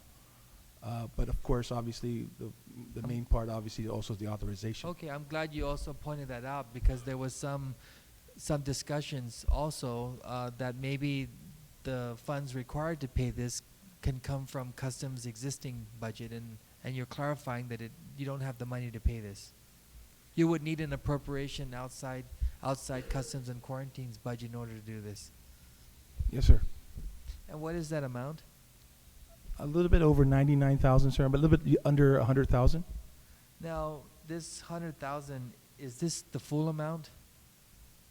That is correct, sir. And if it were a $100,000 appropriation, everyone that's owed in pursuant to this scenario and this situation, they would be made whole. We're just looking at just 100,000. This is not partial payment. This is the full amount. Right. There's still some people that are suffering. Yeah, everything: hazardous pay, night differential, and retirement. What did you say? I'm sorry, sir. The last part. I'm saying it's just 100,000, and that includes everything. This 100,000 is full payment. It's not a partial payment. It's a full payment, including hazardous pay, night differential, if applicable. It is the full pay. There is one part also, Senator, though, that I just want to clarify. Okay. Was that there may be, and we're trying to confirm that number.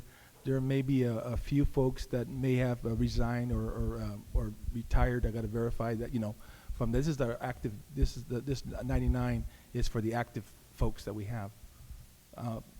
It's not a big number, but we need to come back to you with that. Okay, I just want to make sure, because I'm Yes, sir.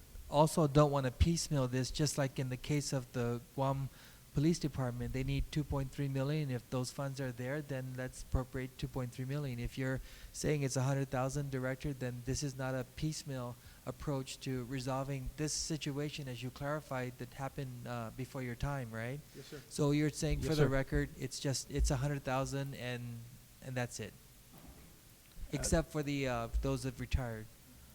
But you would, That's correct, Senator. But you would try to get us that number so that they could also be included in this That appropriation. will be correct. Yes, sir. That's correct. Okay, thank you.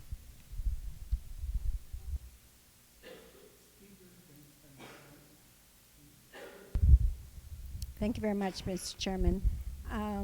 Just for, the audience also to know, do you get any local appropriations for your budget for operations every year, like the rest of the government of Guam? Can you clarify again, Speaker? I mean, do you come to the legislature and say that for operations we're going to need, $2-3 million for your operations, or do you generate revenues on your own to be able to sustain your operations? Yes, the Guam Customs budget comes from our passenger fee mainly, and our customs inspection fee. Okay, that's what I wanted to get to.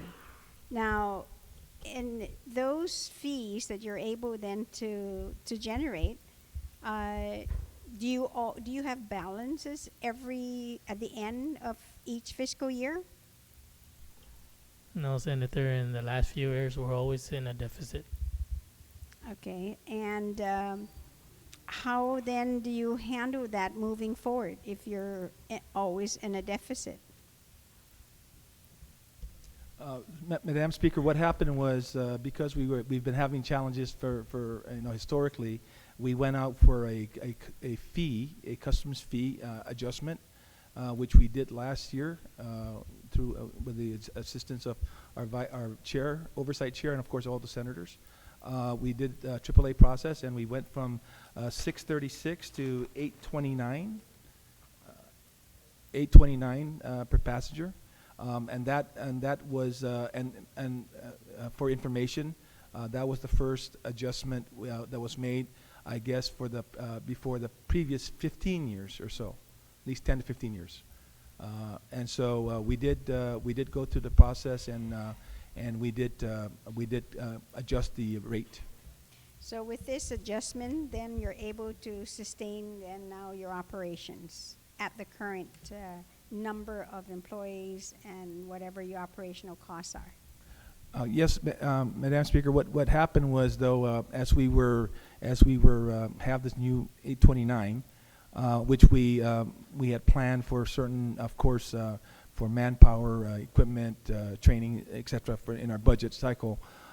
Then, of course, recently when we got the adjustment for law enforcement, of course, that was something that was not anticipated at the time the budget was put down there. So obviously, part of our funds that we were anticipating to do other things with got pretty much eaten up with personnel costs. So you're able then now to actually pay off now all the 50% to all of your officers. The law enforcement adjustment. You're right. Yes, right. Yes, the 50, Okay. the remaining 50%. And that, like I said, we threw all our money into the personnel side. Okay. All right. Now, you have recognized and paid the 15 officers at what year? Madam Speaker, the years included 2006 to 2009. That was certainly part also of the judgment by the court. Okay. So you were able to pay all those. Now, do you have legal counsel? Either your We own? use the Attorney General's office. Okay. So have you spoken to your legal counsel at the Attorney General's office to see if there's language in the order that, you know, in its recognition of these 15, but language where it says that if these individuals worked 41 and above hours, that employees then are entitled to that overtime pay? Madam Speaker, we in fact, when we got the judgment, of course, we read the judgment. I believe we gave a copy to our legal counsel. Turns out that, you know, what we interpreted was for the 15 individuals. And that the attorney said that, your attorney said that that's it. You're only obligated to I'll pay. verify that and get back to you, ma'am. Okay, so, I mean, I'm just thinking is that judgments are not made just, I mean, granted it's the 15 that brought them in. I'm not a judge, of course, but I'm just thinking, you know, reasonably here, that if you say that these 15 individuals were not paid, but they are entitled to be paid, and that knowing that they come from an organization where others would also have to work overtime, so that there are others who would be affected, but like you said, they are not party to that lawsuit because it's not a class action suit. But then just the mere judgment that these individuals, you know, had to be paid, should be paid, that would be indication enough to know that the other 135 also are entitled to be paid? Didn't your attorney even discuss that matter with you? Madam Speaker, I'm assuming that as the judgment, and again, it took some time for the judgment to come out, that those discussions in terms of who made the lawsuit and how many folks are in customs. Obviously, we have more than 15, and we had about 150 apparently at the time. Again, when we received the judgment, we read the judgment as it was, and we abide by the law as we needed to, and that's how it happened. That I mean, I'm just letting you know that that's exactly the scenario that took place. And since that time that you've made payment to the 15, and thereafter, anyone working 41 or more hours, you've been paying overtime? Well, right now our budget for 2015 calls for, we have 0 in the overtime. We try to do our best to juggle personnel. There's areas where we have 24-hour a shift, like at the airport, a different shift. There's other areas that we have day shift, like Seaport. So we do our best to try to live within our means. Like everybody else, we do have our challenges. I can assure you that the mandates that we have to protect the borders are intact, and we do that. I think we do it quite well. But we didn't get everything we wanted, but we got what we needed to from the budget. I'm talking from the budget, but we have what I call adequate to do our mandates and to do our mission. Again, I like to think that when the judgment came out and we saw what it said, we just basically abided by what the judge came out with. So do you have anyone, is there anyone after that judgment in 2011 and you paid out those 15 employees, do you have anyone who have accrued any overtime since then? And I know you said you were trying to work to make sure it doesn't happen. I could get back to you, ma'am, Madam Speaker, in any in numbers in terms of that. As far as overtime, like I said, we try our best to pay our people everything that they work for. The hours they work so. But I think what I'm thinking of here are two groups. Okay, the ones that you currently owe, the 135 that you owe from April 2006 to June 2009, those guys haven't been paid. Thereafter, knowing now that you must pay, do you have anyone who has put in and is due for overtime payment since that judgment? No. No. Okay. So the individuals, so the numbers are 135, not, of course, counting anybody new after. It's just those who worked from 406 to 609. That's 135. That is correct, ma'am. Okay, and I know that Senator Respicio had asked this question, and I just want to make sure, is that when you pay overtime, there is also night differential, and there's hazardous pay and retirement pay for your officers. Do you pay those? Yes. So when you factored in then now to pay those 15 employees, you included all those other items as well in their overtime? Yeah, it was a tedious process. We calculated everything. Okay, so you did all that. And then the amount that you're giving us, about $100,000, is inclusive of all those object categories, and that's about $100,000. Yes. Now, and I know, and I'm glad that we got that number now. Was there anything that your department had thought of doing, since you generate all your monies, your revenues, you don't really come to the legislature to request for, an appropriations? Have you thought of measures to try then to secure the funds of the $100,000 to pay your officers? Like rent that you have up there at the airport. Well, we always try to be good stewards of monies, public monies, of government doing the job we do. When I first came into Customs, for example, I was in the office. We had an office in the airport. That's where the director, along with a couple of our vice chiefs, were there. That's where our office space. And what happened was that as I looked around and I found out how much we were spending for rent, I directed our chief and to look, and we went to we vacated that area.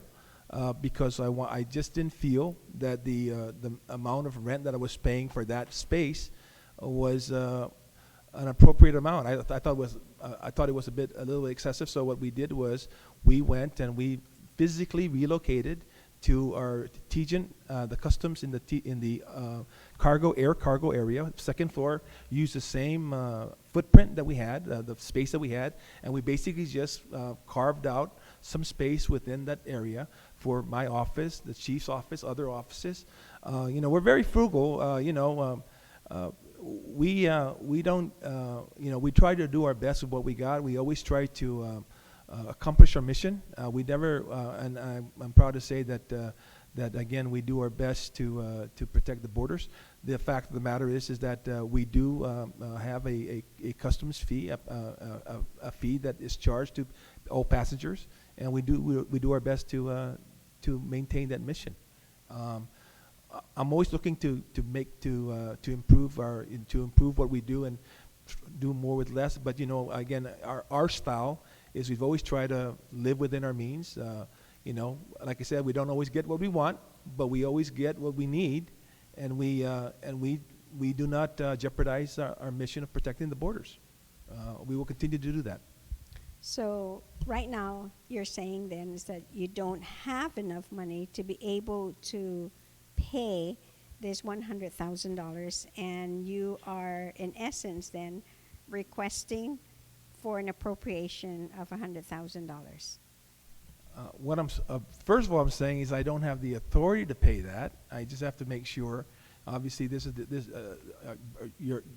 body is in fact the body that decides that.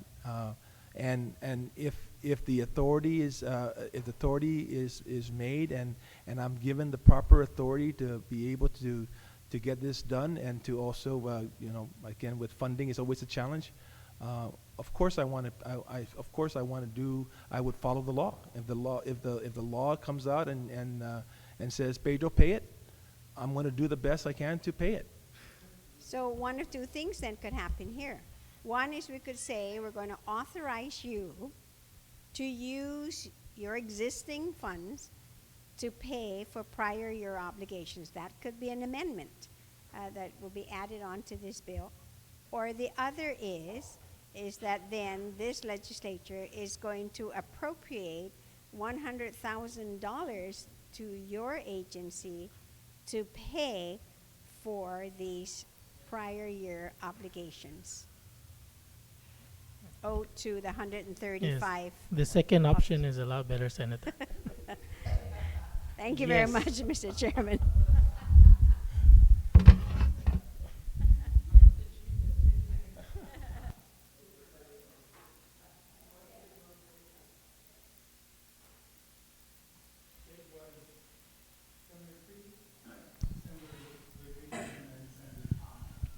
Thank you, Mr. Chair. I just wanted to thank Pedro for coming down and being transparent, because she actually, I'm going to expand a little bit about her inquiry as to if you support this amendment or this appropriation. And the fact of the matter is, we came to you. You didn't come to us. We called you in. And I just want to go public with that, because there's 14 senators in here, and all of us know customs officers, and all of us for the last 2 days have been answering the call to our customs department, our hardworking men and women. And I thank you for being the director you are, because when we did call you, you came down to answer the call of constituents and your lawmakers, and so I appreciate that. You answered the question earlier that you will follow the law, whatever the mandate is, whatever the court decides, you will follow the law, and you've been doing that. So I just want to, I know it's a tough position. You look at this lawsuit in 2011, and you have 15 officers, and any director or any person who's in charge of 135 other officers who work the same hours would be someone who wants to support his officers. But at the same time, you have to be fiscally responsible and make sure that you have the funds. So I understand what you said, Mr. Diaz, that the second option was the best one, the appropriation, because if we were to ask you to take money out of your current budget with just an appropriation measure, that could go down as an empty promise. So, once again, I just want to make sure that we put on the record that we came to you. And by us doing that, you came down here and you're answering all these questions, and I really appreciate that. And I hope that we can resolve this matter together and get this matter behind us, because the way I see it is it's not going to go away. And the way we make it go away is we take care of the other 135 officers that were not on the petition of the lawsuit, or else we may be facing another lawsuit.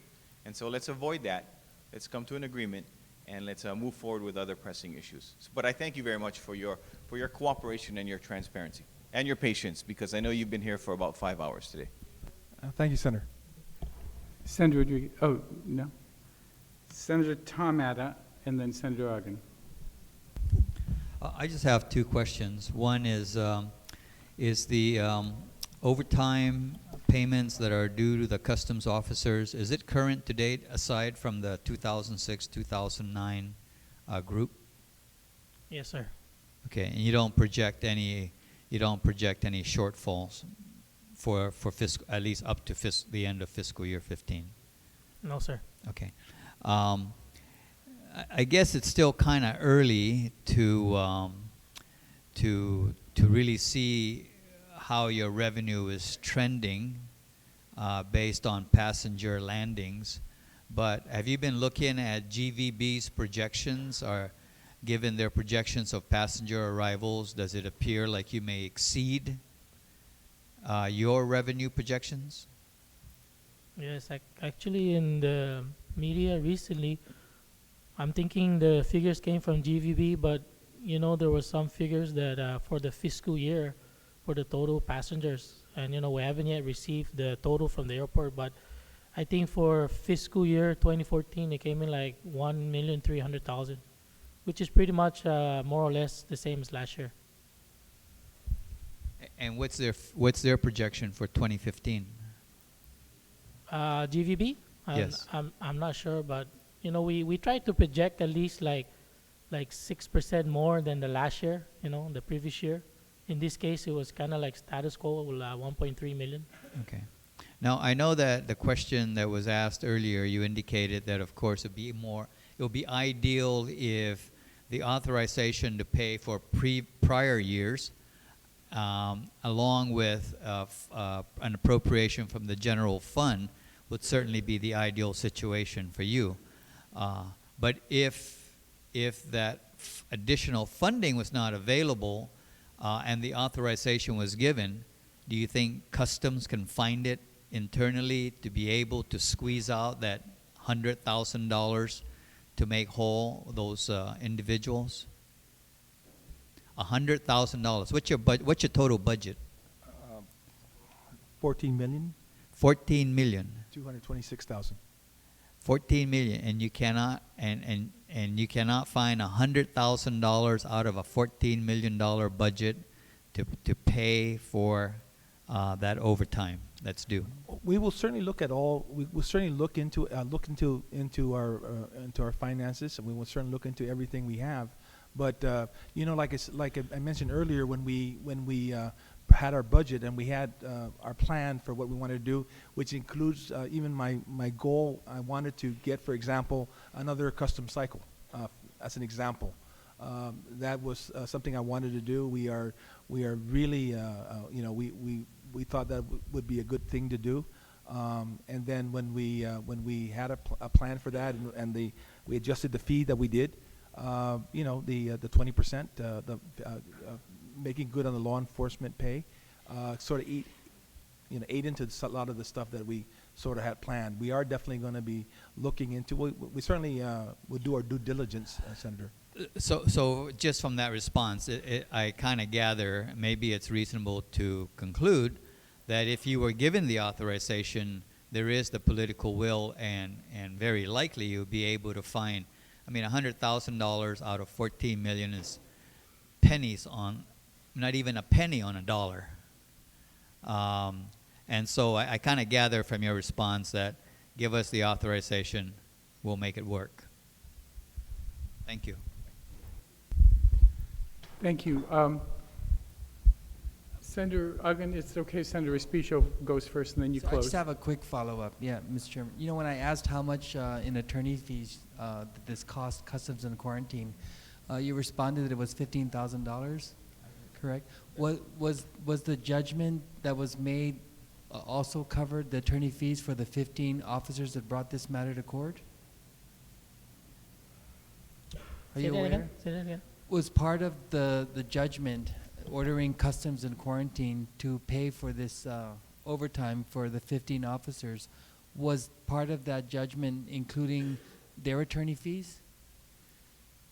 Actually, the attorney fees was their attorney, Summer Flick.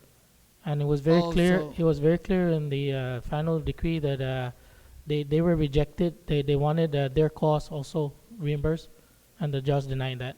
Okay, so these employees didn't encumber any of this money out of their pocket.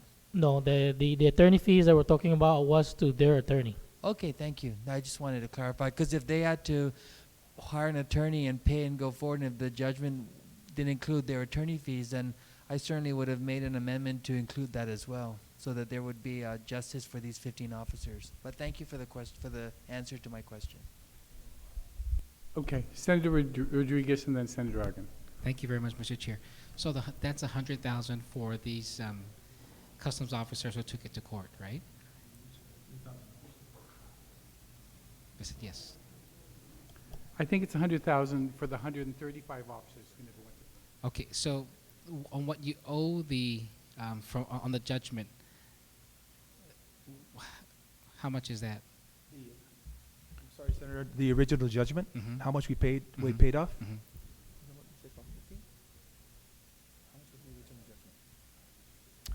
And you know, it's been a while, but I'm not sure. I need to get back to you on that. I don't know the figures. But that's paid for. That's done, right? Yes, that's done. So the 100,000 is only for after. The folks that quantified for the folks that were not part of the 15. Yes. I'm sorry. I apologize, Madam Speaker. So the ones that were not paid. Yeah. The question was from Senator Rodriguez was whether the 100,000 was for the individual officers, the officers that were not part of the lawsuit, and that is a correct statement. Okay. It does not include the 15 officers that were paid. Okay. So, are you accruing any interest for not paying those officers who weren't part of that initial lawsuit?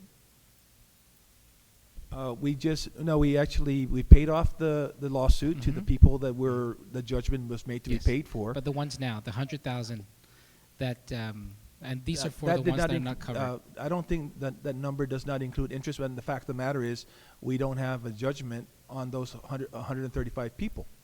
The judgment was on the 15. Sure. No, I understand. And so, so when we quantified the number, and James right here, please correct me if I'm wrong, James, the number does not include any part of interest because it was not part of a judgment that we didn't pay. No, yeah. So I understand that part. So the 100,000 that we're talking about here, how long has this been due to these officers?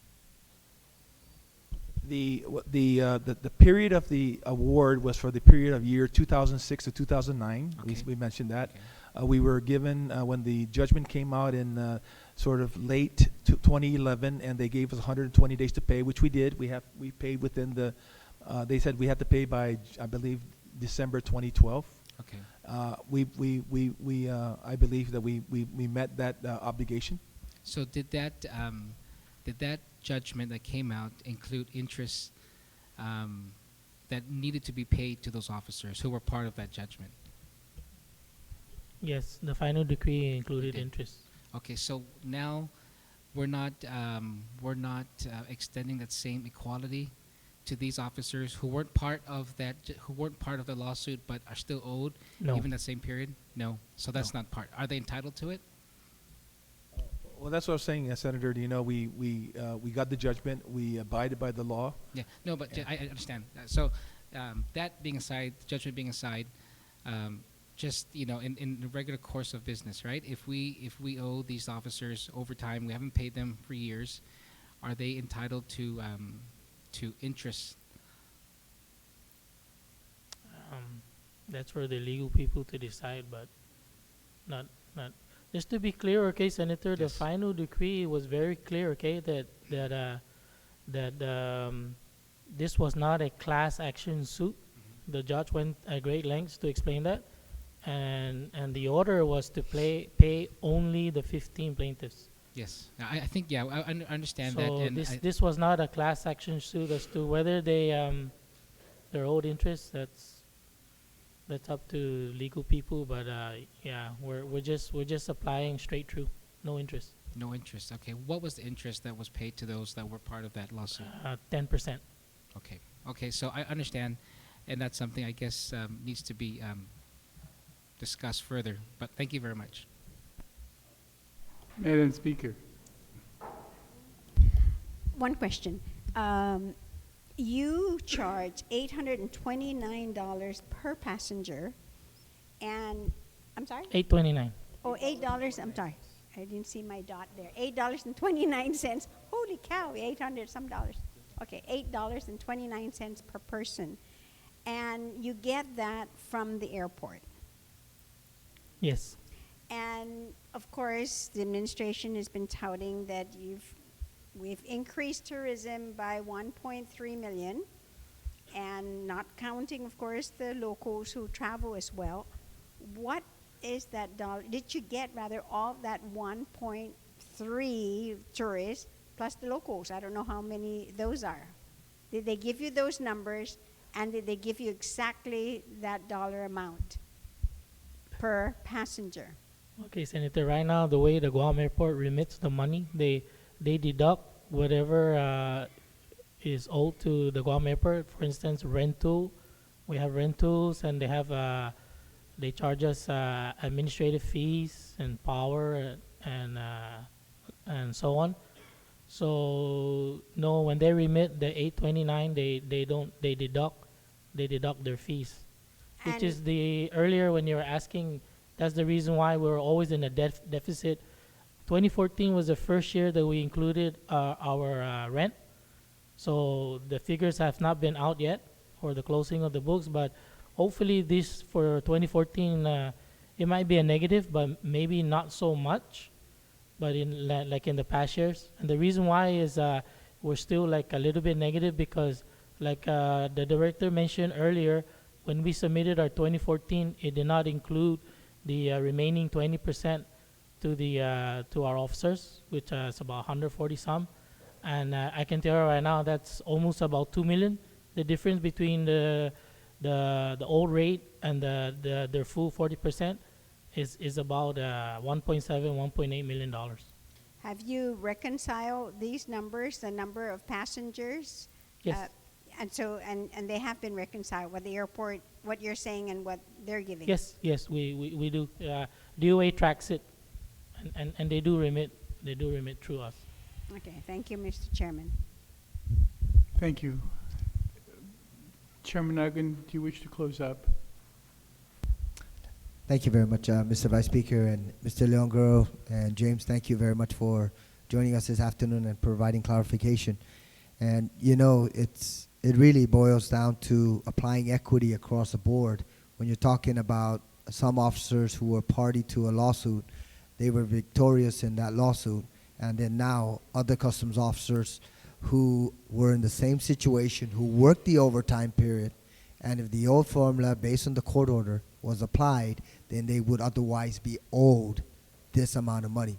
So I'm certainly hopeful that our colleagues would be open to not only providing you with the authorization. I know that there was a statement made that you will do everything you can to find the money, even if it means looking internally, but it was also just stated a minute ago, James, that you highlighted that you're still short because of not only the additional 20% for law enforcement, but because of the lease payments that continues to be taken off the top in terms of the collection of your revenue. So I appreciate your attendance this afternoon and providing clarification to this issue, and I certainly hope that upon the conclusion of this legislation that we'll be able to finally close the books and allow you and the front office to make whole these individual customs officers who otherwise have been waiting in abeyance for a couple of years. So, and let me just close, Mr. Chairman, with this. I think Mr. Lingaro inherited this issue, and and you responded, provided response and an update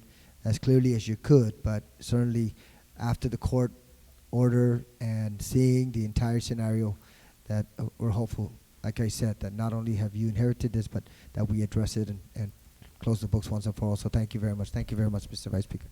Thank you, Mr. Chairman. I believe that brings to conclusion all the questions that we needed to everybody, and so I want to thank Director Leon Guerrero and his ASO, James, for their assistance this afternoon in clarifying this. And Mr. Majority Leader. Yeah, thank you, Mr. Chair. Mr. Chair, I move that we recess till 10 a.m. tomorrow. Wait, just How about afternoon? about 11. Okay, 11? Okay, 11. so I move that we recess to 11 tomorrow.